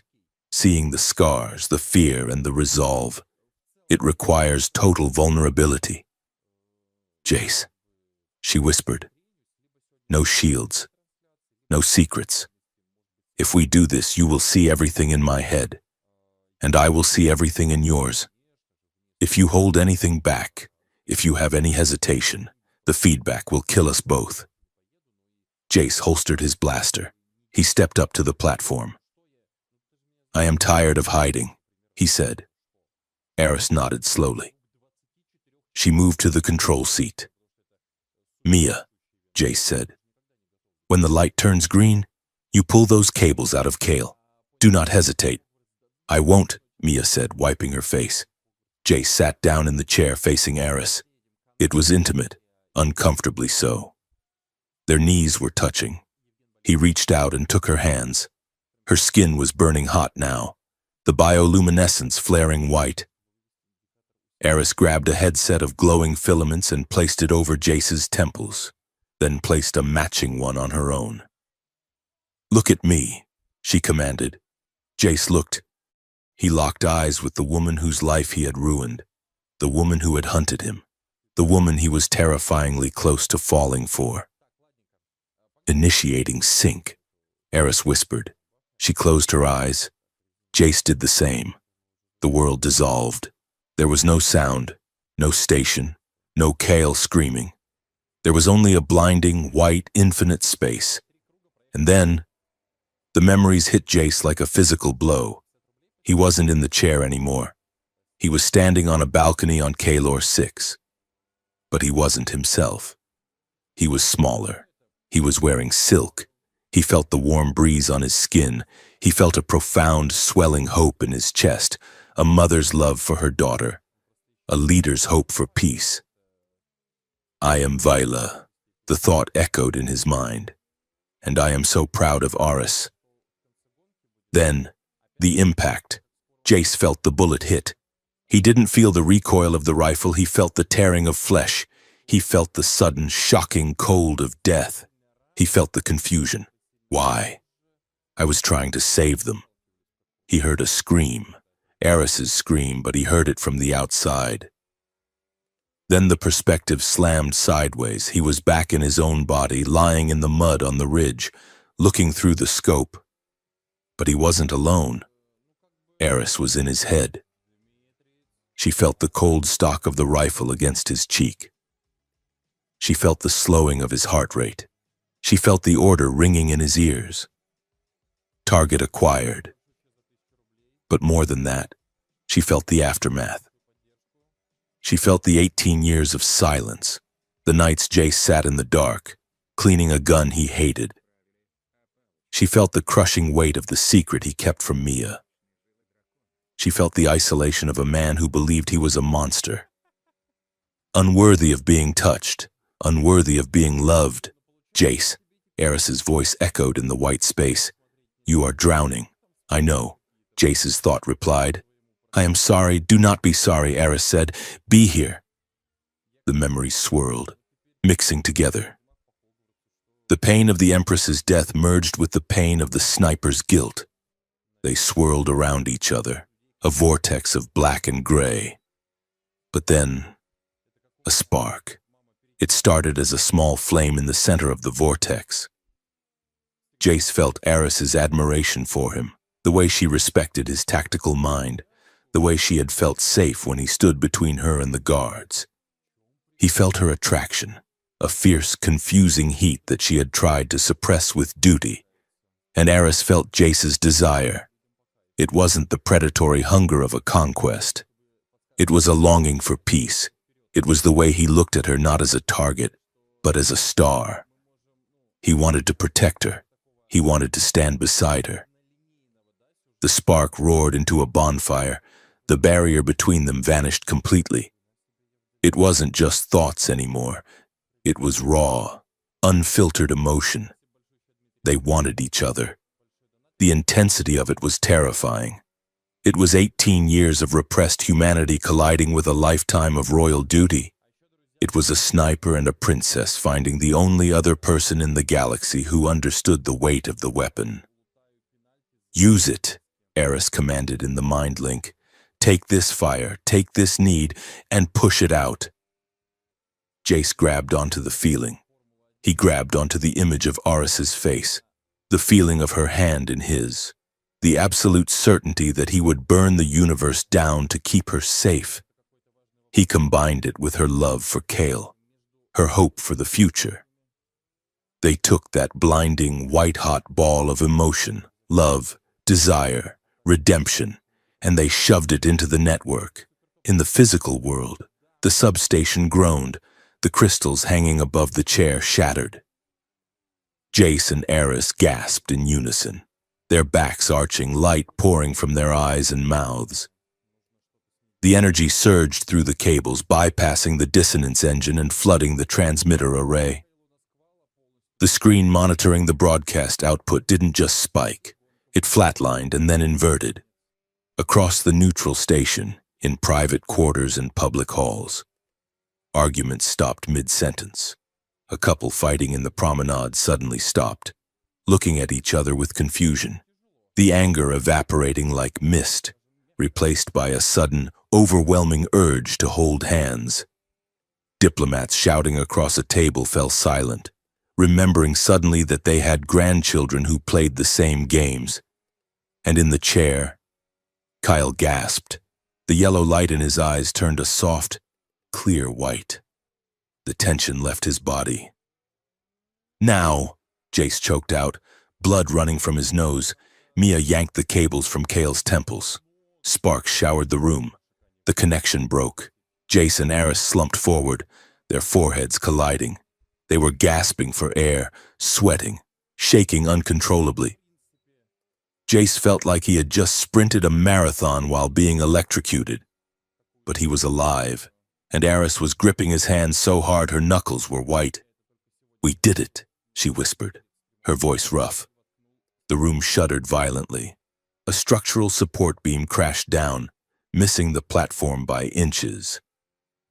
"Warning," the synthetic voice said, sounding considerably less pleasant. "System overload, critical reactor failure, self-destruct sequence initiated, containment breach in 60 seconds. Kale slumped forward into Mia's arms. He was weak, but he was conscious. "Mia," he whispered. "I am sorry. Shut up and run," Mia said, hoisting him up. Jace stumbled to his feet, pulling Eris up with him, and she stumbled, and he caught her, wrapping an arm around her waist. "Can you move?" he asked. "I will run if you will," she said, looking at him with eyes that were now completely clear. She had seen his soul. He had seen hers. There was no going back to protocols now. "The pod!" Jace shouted. They scrambled toward the emergency airlock at the far end of the chamber. The facility was tearing itself apart. Pipes burst, spraying steam. The floor plates buckled. They reached the escape pod, a small, spherical craft designed for 3, not 4. "Squeeze in," Jace ordered. He shoved Kale and Mia into the rear acceleration couch. He jumped into the pilot seat, pulling Aris into his lap. There was no other way. He slammed the launch activation. External clamps jammed. The computer warned. "Of course they are," Jace growled. He saw the manual release lever near the hatch. It was jammed with debris. "I got it." Eris leaned forward, extending her hand. A wave of kinetic force, amplified by the residual energy of the mind link, blasted from her palm. The debris shattered. The lever slammed down. Explosive bolts fired. The pod shot away from the substation with bone-crushing acceleration. Through the rear viewport, Jace watched the Black Ops facility. It didn't just explode in a ball of fire. As the reactor core, infused with the strange energy of their emotional inversion, went critical, it imploded. A shockwave of shimmering multicolored particles rippled out. It looked like the aurora borealis had been detonated. The wave washed over the debris, twisting the metal into impossible, organic shapes before dissolving it into light. It rippled out into space, passing through the pod. Jace felt a tingle in his teeth. He looked at Aris. For a second, she looked multiple. Like he was seeing 5 versions of her at once: the child, the princess, the warrior, the lover, the old woman. Then the images snapped back into one. "What was that?" Mia asked from the back, her voice high with panic. "Reality distortion," Aris whispered, resting her head against Jace's chest. "We poured too much truth into a machine built for lies." The universe blinked. Jace looked at the nav screen. They were hurtling toward the main station's docking bay, but they were coming in too hot. Behind them, the swarm of hunter-killer drones had launched from the wreckage, surviving the blast.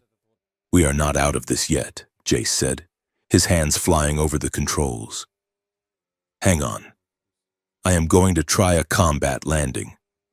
He felt Aris's hand cover his on the throttle. "Together," she said.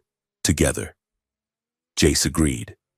He pushed the stick forward, diving the pod toward the chaos of the summit, with the wreckage of the conspiracy burning in their wake like a new, violent star. The escape pod hit the deck plating of the service bay with the subtlety of a meteor strike. Sparks showered the cavernous room as the spherical craft skidded, screeching across the metal before slamming into a reinforced bulkhead. The impact crumpled the nose of the pod and sent a shockwave through the teeth of everyone inside. Jace punched the manual release. The hatch blew outward with a hiss of decompressed hydraulic fluid. "Sound off!" Jace barked, unbuckling his harness and tumbling out onto the cool floor of the bay. "I am intact," Aris groaned, rolling out beside him. She was moving stiffly, the bioluminescence of her skin flickering rapidly, a side effect of the neural disconnect. Mia and Kale crawled out of the rear wreckage. Kale looked pale, leaning heavily on Mia, but his eyes were cleared of the yellow data streams, cleared of the glaze of manipulation. He looked human. Or as human as a Cerethian prince could look. "We are under the Grand Atrium," Jace said, orienting himself instantly. The ceiling above them rumbled with the sound of thousands of footsteps. "The summit is starting." "We have to stop Hayes," Mia said, hoisting Kale's arm over her shoulder. "He is going to speak.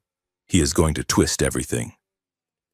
"You two go to the gallery," Jace ordered, pointing to a service lift. "Get to the public microphone. Disrupt the narrative. If Kale speaks, if he tells them what they did to him, the crowd will listen.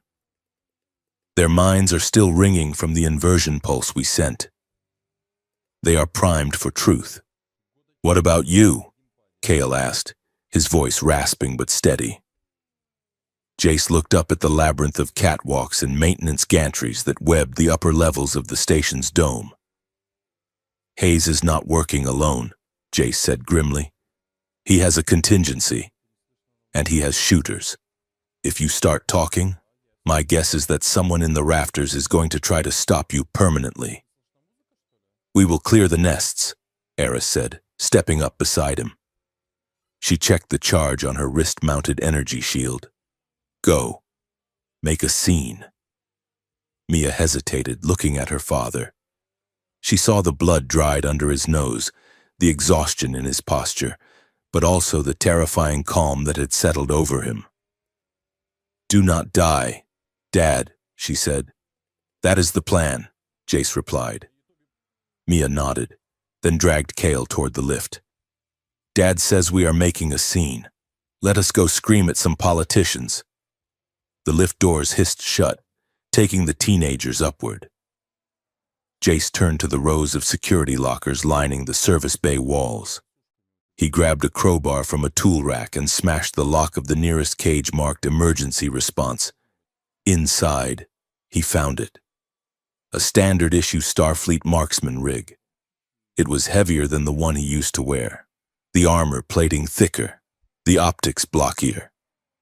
He pulled the chest piece on, fastening the magnetic clasps. It felt like putting on a second skin, one made of guilt and duty. He grabbed the long-barreled pulse rifle from the rack, checking the power cell with a practiced thumb flick. The weight of it was sickening.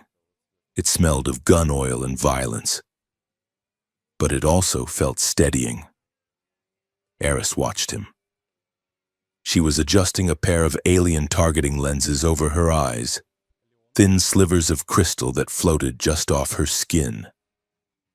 "You hate that thing," she stated. "I do," Jace admitted, shouldering the rifle. "But today, I am not shooting to kill." He looked at her. The neural link they had shared in the Black Ops facility was gone. But the echo remained. He could feel her anxiety, buzzing at the base of his skull like a low-voltage wire. And he knew she could feel his grim determination.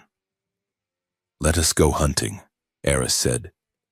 The upper maintenance levels of the Grand Atrium were a dizzying mesh of steel beams and glass, suspended 300 meters above the summit floor. Below them, the chamber was a sea of color.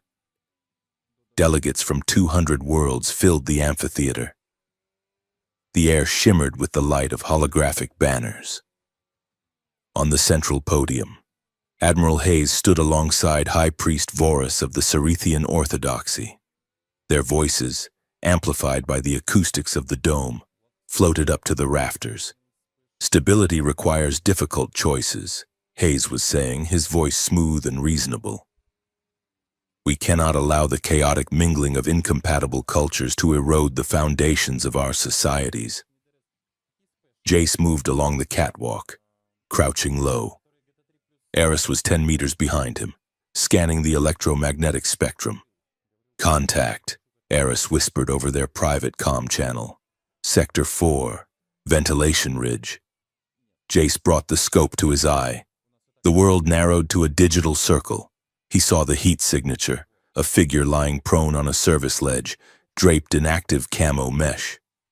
A long rifle was trained on the podium, not on Hayes, but on the seats reserved for the opposition leaders. "It is a Federation shooter," Jace murmured. "One of the Black Ops unit. He is erratic," Eris noted. "I am reading his biosigns. His heart rate is 200. He is fighting the residual effects of the empathy wave. He is unstable." Jace agreed. In the old days, Jace would have put a round through the sniper's brainstem. It would have been clean, instant, necessary. He shifted his aim. He adjusted the windage for the updraft from the atmospheric scrubbers. He targeted the power cell of the sniper's rifle. Exhale. Pause. Squeeze. The pulse rifle coughed. A beam of blue energy streaked across the dome. It struck the enemy rifle perfectly. The weapon exploded in a shower of sparks and superheated plastic. The sniper yelled, rolling away, clutching his hand, disarmed and terrified. "Target neutralized," Jace said, cycling the action. He didn't feel the old hollow pit in his stomach. He felt lighter. 2 more in Sector 9. Eris called out, "Cerethian guards. They are setting up a crossfire." Jace turned, sprinting along the catwalk as Eris leaped over a gap in the grating, her movements fluid and impossible. She raised her hand, and the crystal lenses over her eyes flared. She didn't fire a weapon. She reached into the station's local grid, hacking the gravity plates beneath the sniper nest. "Gravity reversed in Sector 9, Eris said calmly.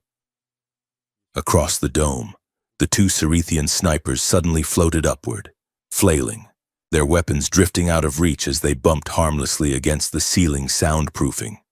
"Nice trick," Jace grunted, taking up a position behind a support pillar.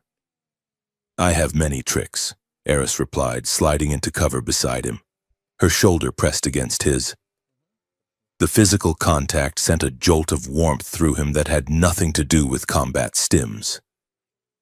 Below them, the speech was interrupted. Mia and Kale had reached the gallery. "Lies." Mia's voice, though unamplified, cut through the hush of the chamber. She stood on the balcony of the public viewing box, gripping the railing. Beside her, Kale looked like a ghost, but he stood tall. The camera drones, programmed to follow noise, swiveled toward them. Kale's face appeared on the massive hollow screens floating above the stage, replacing Hayes's benevolent smile. "That is Prince Kale," someone in the crowd shouted.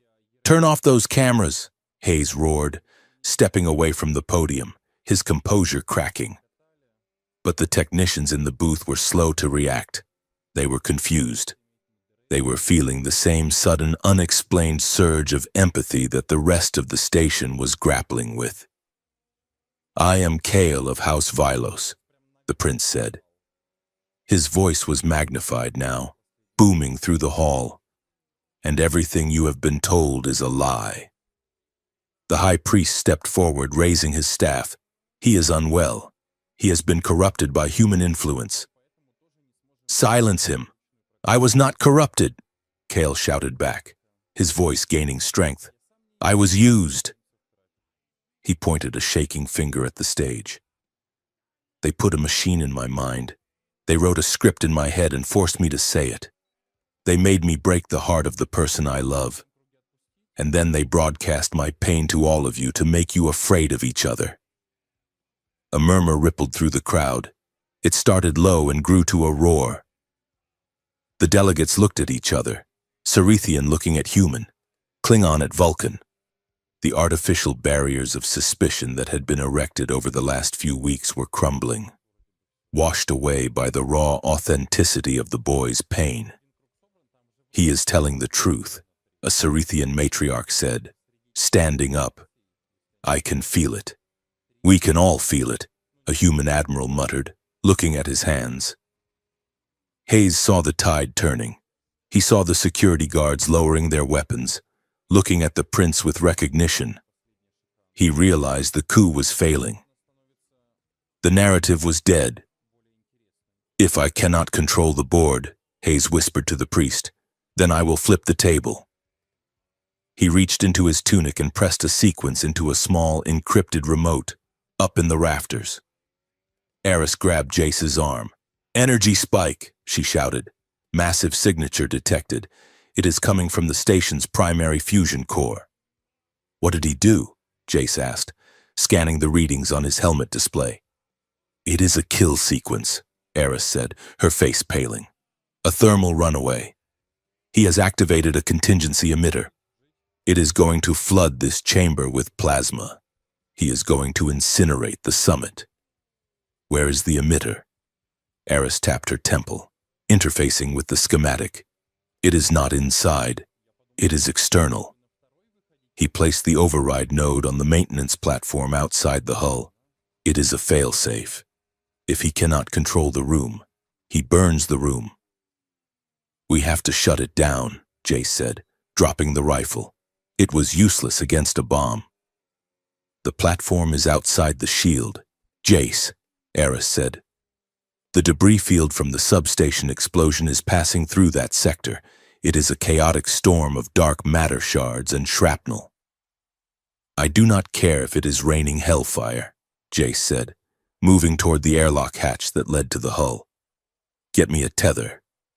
Eris grabbed a coil of high-tensile cable from the wall. She clipped one end to a heavy stanchion and the other to Jace's belt. Then she clipped a second line to her own. "What are you doing?" Jace asked. "I am coming with you," Eris said. "No." Jace shook his head. "It is too dangerous. You stay here. Guide me." Eris stepped close, her eyes flashing violet fire. "You listened to my thoughts. Jace Rourke, you know I do not take orders. We are bound. If you go into the void, I go." She handed him a rebreather mask. "Put this on, and do not let go." The airlock cycled, venting the remaining atmosphere with a violent whoosh. Silence slammed into them. Jace stepped out onto the hull of the neutral station. The universe stretched out in every direction, a tapestry of cold stars and infinite black. But immediately to their right, the view was terrifying. The wreckage of the Black Ops facility was a swirling storm of glittering dust and jagged metal, glowing with the strange, reality-bending colors of the emotional inversion. It whipped past the station like a geometric blizzard. Jace activated his magnetic boots. Clank, clank. The vibration traveled up his legs. He looked back. Eris was right behind him, her form sleek in the vacuum, her shimmer cape gone, replaced by a utilitarian EVA harness. She moved with a swimmer's grace, even in the clunky boots. The emitter override was 50 meters away, a yellow console bolted to a truss that jutted out over the abyss. Debris struck Jace's shoulder armor, a piece of twisted plasteel moving at bullet speed. He grunted, the impact knocking the wind out of him even through the suit. "Keep low." Eris's voice crackled in his ear, transmitted through the suit comms. "The storm is intensifying." They crawled along the hull. Above them, the stars seemed to warp and bend through the haze of the energy cloud. It was beautiful and deadly. A shard of crystal the size of a spear slammed into the hull inches from Eris's hand, burying itself in the metal. She didn't flinch. She just kept moving, inside his helmet. Jace could hear the chaos of the summit room on the open channel. "Dad, where are you?" Mia's voice shouted over the comms, punctuated by the sound of a heavy thwack and a grunt of pain that definitely wasn't hers. "We are outside." "Mia," Jace gasped, pulling himself hand over hand along a railing. "Keep them busy." "I am trying," Mia yelled. "These guards are surprisingly persistent. In the gallery." Mia swung the stun baton she had looted from an unconscious trooper. She ducked under a haymaker punch from a loyalist guard and jabbed the baton into his ribs. He convulsed and dropped. Kale was beside her, using a heavy brass candlestick to parry a blow from a priest. "This is highly undignified," Kale shouted, looking exhilarated. "It is politics," Mia yelled back, kicking the priest in the shin. Hayes was screaming orders from the podium, but his voice was drowned out by the panic of the crowd as the thermal alarms began to blare. "Thermal buildup detected. Incineration in 30 seconds." Jace and Eris reached the maintenance platform. The override console was there, pulsing with an angry red light. A heavy containment shield, a bubble of localized atmosphere used for repairs, surrounded the platform, protecting the delicate electronics from the vacuum.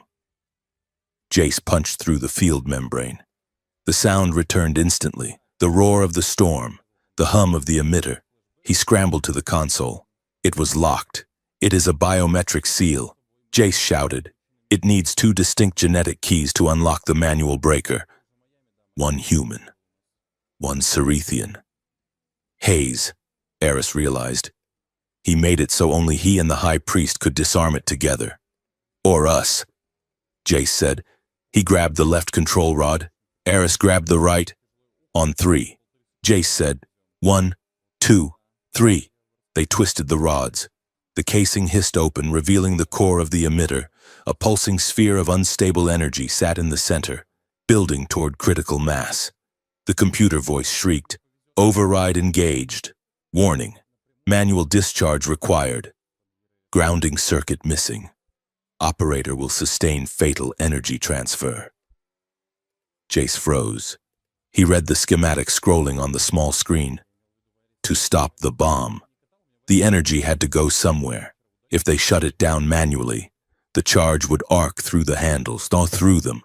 "It is a suicide switch," Jace whispered. Eris saw it too. She looked at the lethal voltage building in the rods. "Jace," she said softly, "go back to the airlock." "Eris," Jace said, his voice hard. "What?" "I will ground it. My suit is heavier. I might survive.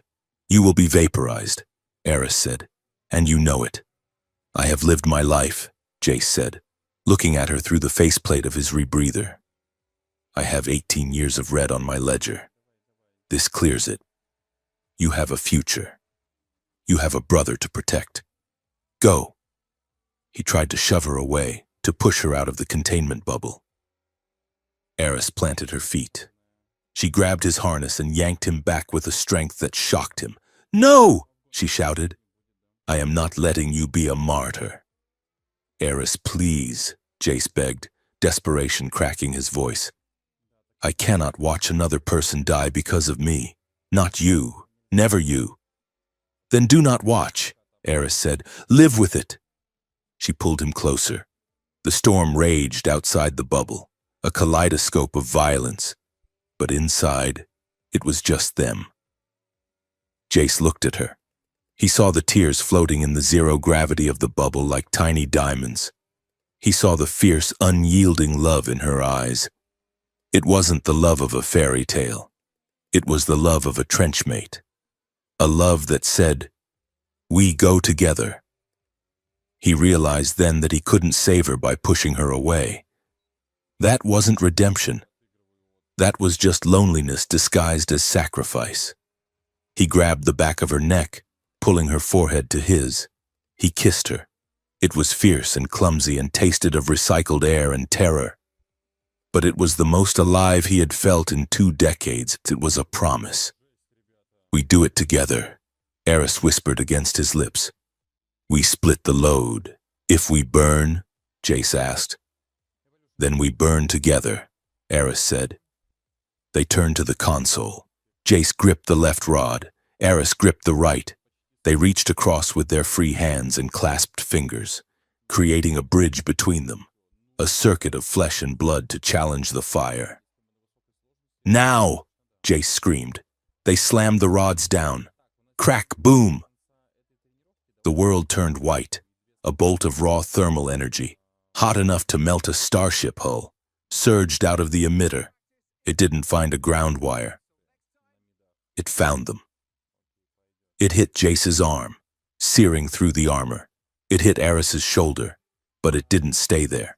It raced across their joined hands, the current cycling between them, splitting the voltage, tearing through their nervous systems but finding no single point of failure to incinerate. Jace screamed, a sound that was lost in the roar of the discharge. He felt his heart stop and restart. He felt Eris's scream vibrating in his own bones. The energy arc flared brighter than the sun, blinding the sensors of the rescue ships approaching the station. And then, silence.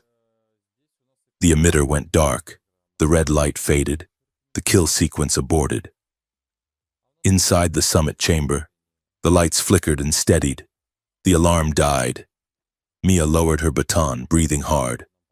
She looked up at the ceiling, clutching her chest. "Dad?" she whispered into the comms. Static. "Dad." Nothing but the hiss of the cosmic background radiation. Jace drifted. He was weightless.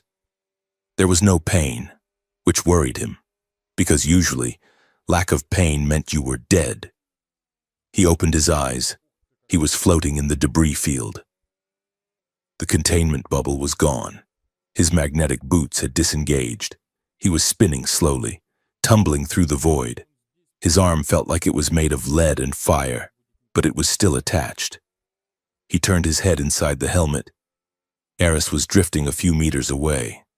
Her suit was scorched black on the right side. She wasn't moving. "Eris!" Jace croaked. He tried to thrash, to swim through the vacuum, but his thrusters were dead. He reached for his tether. It was still connected. He hauled on the line, pulling her toward him. "Eris, wake up! That is an order!" She bumped against him. He grabbed her harness, pulling her faceplate close to his. Her eyes were closed. Her skin was gray, the bioluminescence completely dark. "No," Jace whispered. "No! No! No!" He slammed his gloved fist against her chest plate. CPR in a vacuum was impossible, but the shock. "Come on!" He hit her again. A faint flicker, a tiny pulse of violet light at her temple. Her eyes fluttered open. She looked at him, dazed, her pupils blown wide. "Did we win?" she whispered, her voice barely a breath. Jace let out a sob that fogged his visor. Yeah, we won. Look, Eris said, lifting a trembling hand to point past him. Jace turned. Below them. The station was safe. But beyond it, where the energy wave from their blast had dissipated, space was shimmering. The debris from the Black Ops site hadn't just been destroyed, it had been rearranged. It hung in the void like a nebula of frozen glass, refracting the starlight into colors that shouldn't exist. It was a scar on the face of the universe. But it was beautiful. A rescue shuttle, emblazoned with the medical crest of the Federation, swept into view, its floodlights blinding them. Jace closed his eyes, holding Eris's hand tight as the tractor beam locked onto them. Inside the station, the screens in the grand atrium switched from the chaos of the brawl to a live feed from the external cameras. The image showed two figures battered and scorched, drifting in the dark, hand in hand. Admiral Hayes saw it. He looked at the crowd. He saw the disgust in their eyes. He saw the guards moving toward him with binders. He looked at the high priest, who was already being wrestled to the ground by a furious Kyle. Hayes straightened his tunic, trying to maintain some shred of dignity as the timeline he had tried so hard to control spiraled beautifully, chaotically out of his grasp. "It is over," Mia said, standing over him, her stun baton sparking. Hayes looked at the girl. He looked at the screen where her father was being pulled to safety. "It is never over, child," Hayes sneered. "Chaos always wins." Mia smiled, a sharp, dangerous smile that was entirely her father's. "I know," she said. "Isn't it great?" She zapped him. Hayes dropped like a stone. Mia tapped her comm bead, tears streaming down her face as she watched the rescue ship's bay doors close around the drifting figures. "I will see you in recovery. Dad," she whispered. "You too. Eris." The summit erupted into cheers, a roar of relief and unity that shook the station down to its bolts, echoing out into the silence where the snipers used to hide. The political fallout of the Peace Summit crisis did not settle like dust. It hit the galaxy like a shockwave. For weeks, the news feeds were dominated by the tribunals. Admiral Hayes, stripped of his rank and dignity, sat in a glass booth before a joint Federation Cerethian Council, his testimony a dry, bitter unraveling of 20 years of shadow operations. Beside him, the High Priest Vorus remained stoic, reciting ancient scriptures about purity even as the evidence of his emotional manipulation network, the dissonance engine, was broadcast to every datapad from Earth to the Outer Rim. The treaties were not just signed, they were rewritten. The preamble to the new Alliance Charter now included a clause specifically prohibiting the weaponization of neuroempathic frequencies. It was a dry piece of legislation, but to those who knew the truth, it was a monument to the near collapse of two civilizations. In the medical wing of the newly christened Unity Station, the atmosphere was quieter, smelling of antiseptic and healing gel. Commander Jace Rourke sat on the edge of a biobed, flexing his left hand. A jagged, silvery scar ran from his fingertips, up his forearm, and disappeared under the sleeve of his hospital gown. It looked like a Lichtenberg figure, the pattern lightning makes when it strikes wood. It was a souvenir from the emitter override, a permanent map of the energy that had nearly vaporized him. Across the room, Eris sat in a similar position. She bore the mirror image of the scar on her right arm. Dr. Harlan, a Vulcan specialist in neural trauma, adjusted his spectacles and looked at the holographic readout hovering between them. "The physical tissue has regenerated," the doctor said, his voice devoid of surprise. "However, the neural pathways are unique." "Unique how?"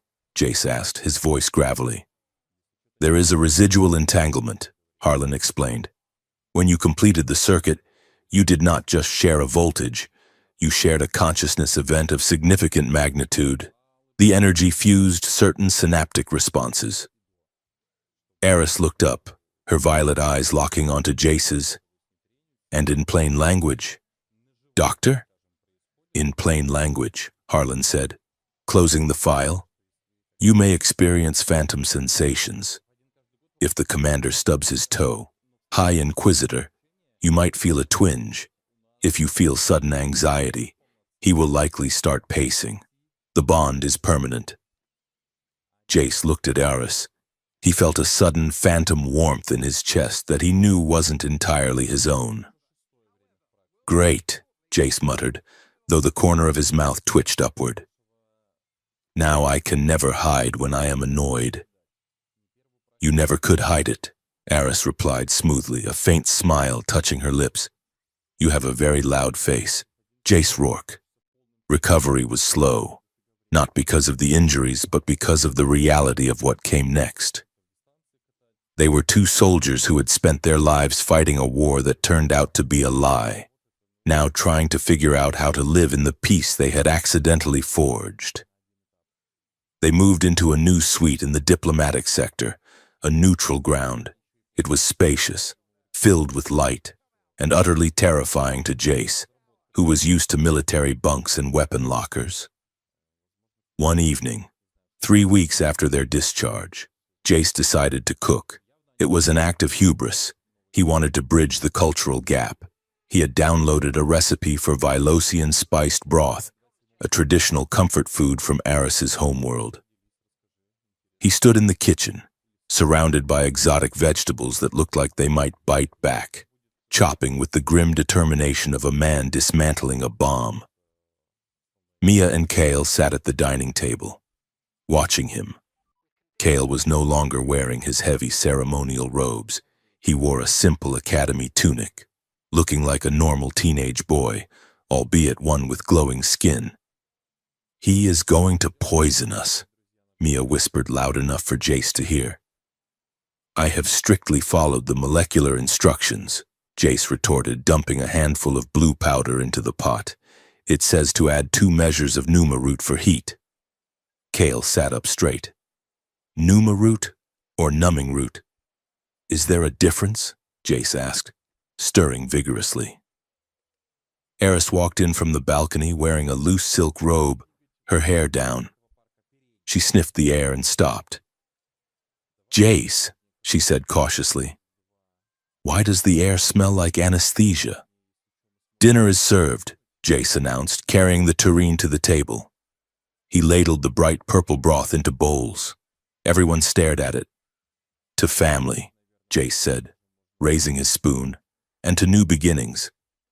He took a large swallow. The effect was instantaneous. His tongue went numb, then his lips. Then his entire face felt like it had been injected with Novocaine. He tried to say, "It is good," but it came out as ishish goo. Mia took a tentative sip and immediately dropped her spoon. "Oh my God," she mumbled, her mouth hanging slack. "I can't feel my teeth." Kale started laughing, a bright, genuine sound, until the fumes hit him and he started giggling uncontrollably while drooling slightly. "That was numbing root," Eris said, trying to maintain her composure but failing as she watched Jace try to drink water with numb lips. "It is used for dental surgery." "Jace, not soup." "I thought it was spice," Jace slurred, looking horrified. Eris laughed. It was a sound Jace hadn't heard often enough, a deep, resonant laugh that shook her shoulders.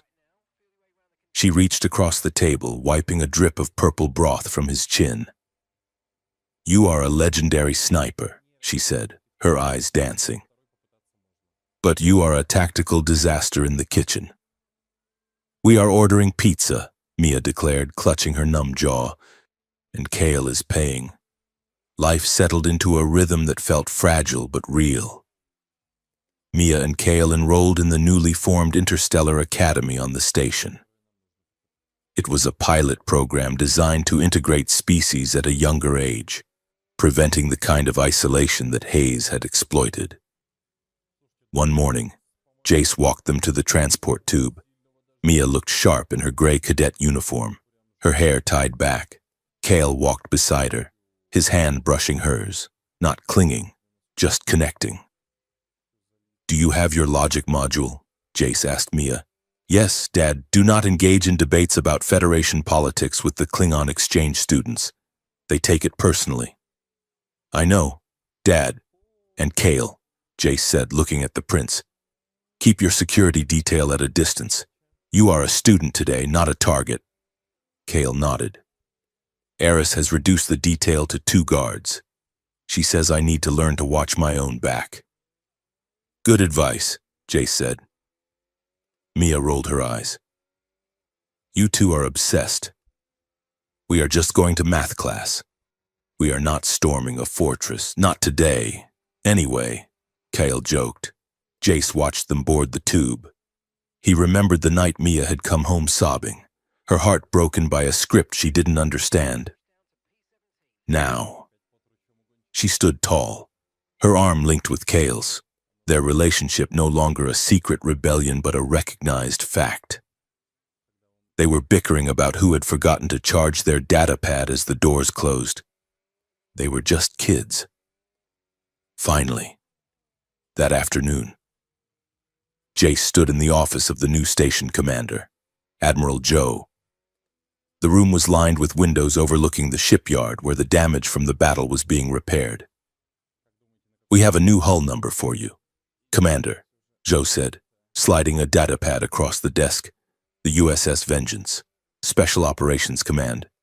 It is a hunter-killer refit. We need someone to track down the remnants of Hayes' network. You are the best tracker we have." Jace looked at the pad. He looked at the ship specs. It was a beautiful, lethal machine. A year ago, he would have taken it without hesitation. It was safe. It was familiar. It was a box he fit into. "No," Jace said, sliding the pad back. Joe blinked. "Excuse me? I am retiring my commission as an active operative." Jace said, "I do not want to hunt anymore." "Admiral, I have spent 18 years looking at the universe through a scope. It narrows your vision. You stop seeing people. You only see targets.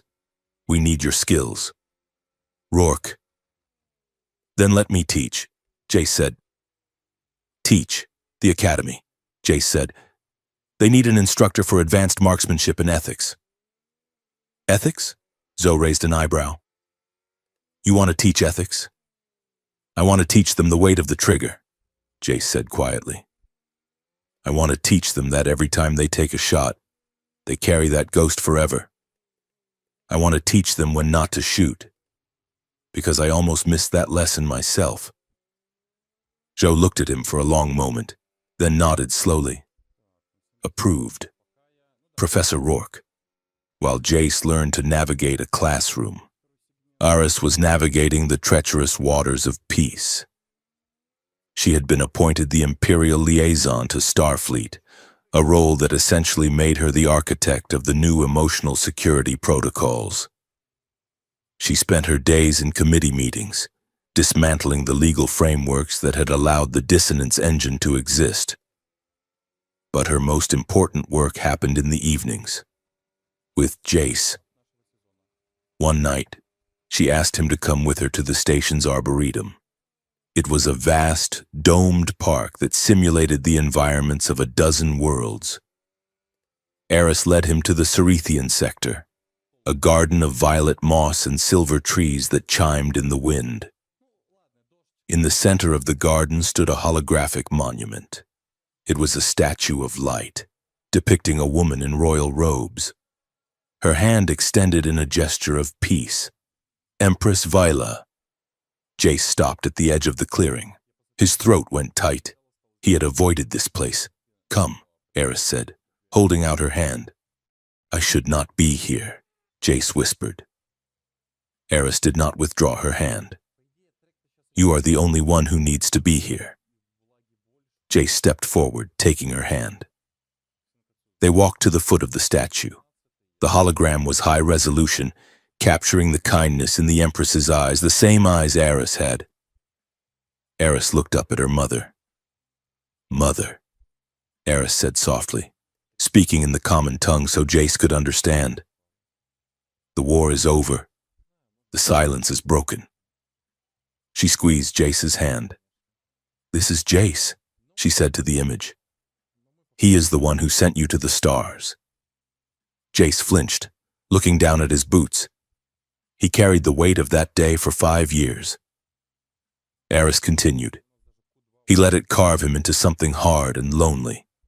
But when the time came, he used that hardness to shield Kale. He used it to save me. Eris turned to Jace, her face illuminated by the glow of the hologram. "She would have liked you," Eris said. Jace let out a shaky breath. "She would have hated me." "No," Eris said firmly. She was a pragmatist. She knew that history is built on tragedy. She believed in redemption. She used to tell me that a broken bone heals stronger than one that was never fractured. She reached up and touched the scar on Jace's cheek. "We are all fractures, Jace, but we are healing. You have to forgive yourself, not for me, but for her. If you keep carrying the guilt, you are letting the bullet keep traveling. Let it stop." Jace looked at the statue. He looked at the woman he had killed, and then at the daughter who loved him in spite of it. He felt the heavy, cold stone in his gut, the one he had carried since that windy day on Kalor 6, begin to crack. "I am trying," Jace whispered to the dead Empress. "I promise, I will protect them." The wind chimed through the silver trees, a sound like a breath being released. The bond between them, the neural entanglement, became a map they learned to navigate. They didn't need to speak to know when the other was tired or afraid. It was a level of intimacy that was terrifying for two people who had built their lives on walls and secrets.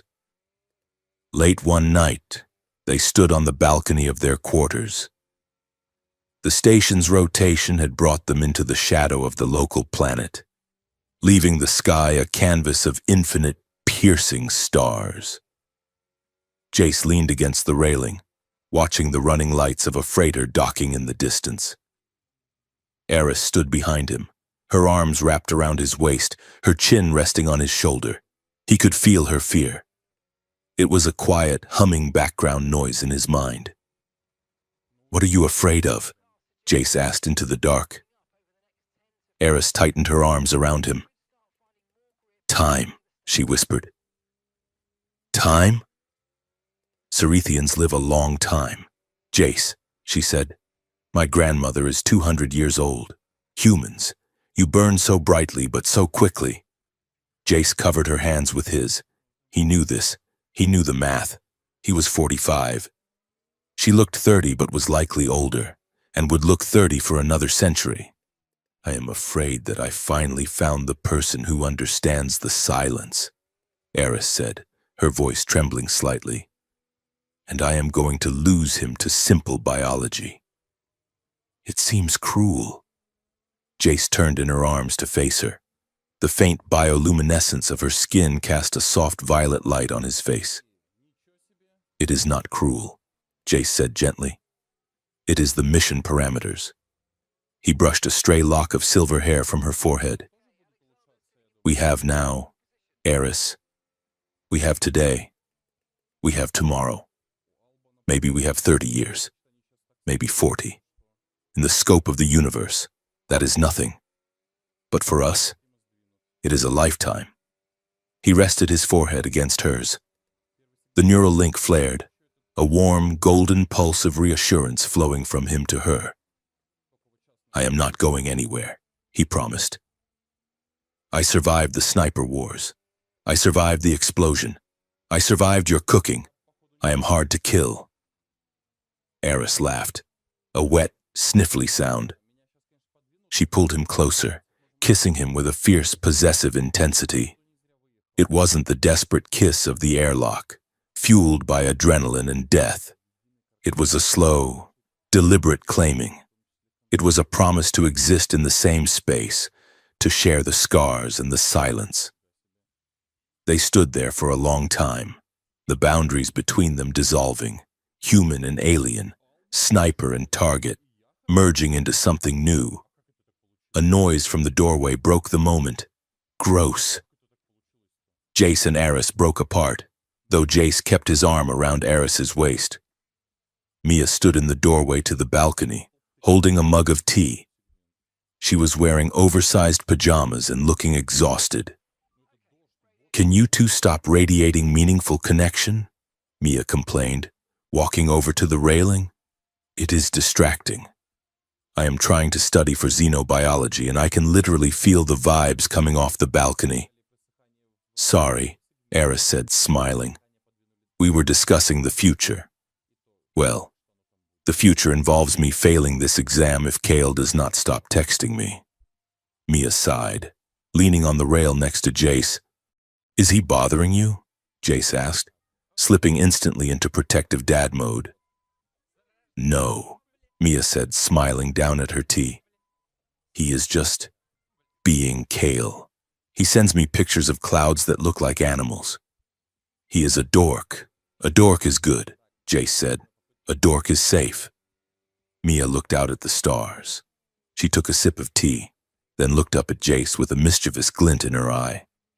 "You know," she said, nudging his arm, "at least now, if my alien boyfriend ever breaks up with me again, I will know it is not a conspiracy." Jace laughed. It was a deep, rusty sound that felt good in his chest. "No," he agreed, pulling her into a side hug. "If he breaks up with you again, it will just be because he is an idiot. And then I will have to deal with him the old-fashioned way." "Dad," Mia warned, though she leaned into him. "Violently?" Eris asked, arching an eyebrow. "Diplomatically," Jace corrected, with extreme prejudice. Eris laughed and leaned against his other shoulder, sandwiching him between the two most important women in the galaxy. Jace stood there, framed by the glow of the station and the infinite dark beyond. He felt the warmth of his daughter on one side, alive, safe, heartbroken and healed. He felt the electric hum of Aris on the other, the woman who had forgiven the unforgivable, who had taught him that a weapon could be laid down. He looked at his hand resting on the railing, the hand that had held a rifle for 18 years. It was empty now. He thought back to the missions, the frozen mud of Kalor 6, the heat of the border wars, the faces in the scope. He had spent nearly 2 decades believing that his value lay in his ability to end things, to stop hearts from beating, to make problems disappear from a kilometer away.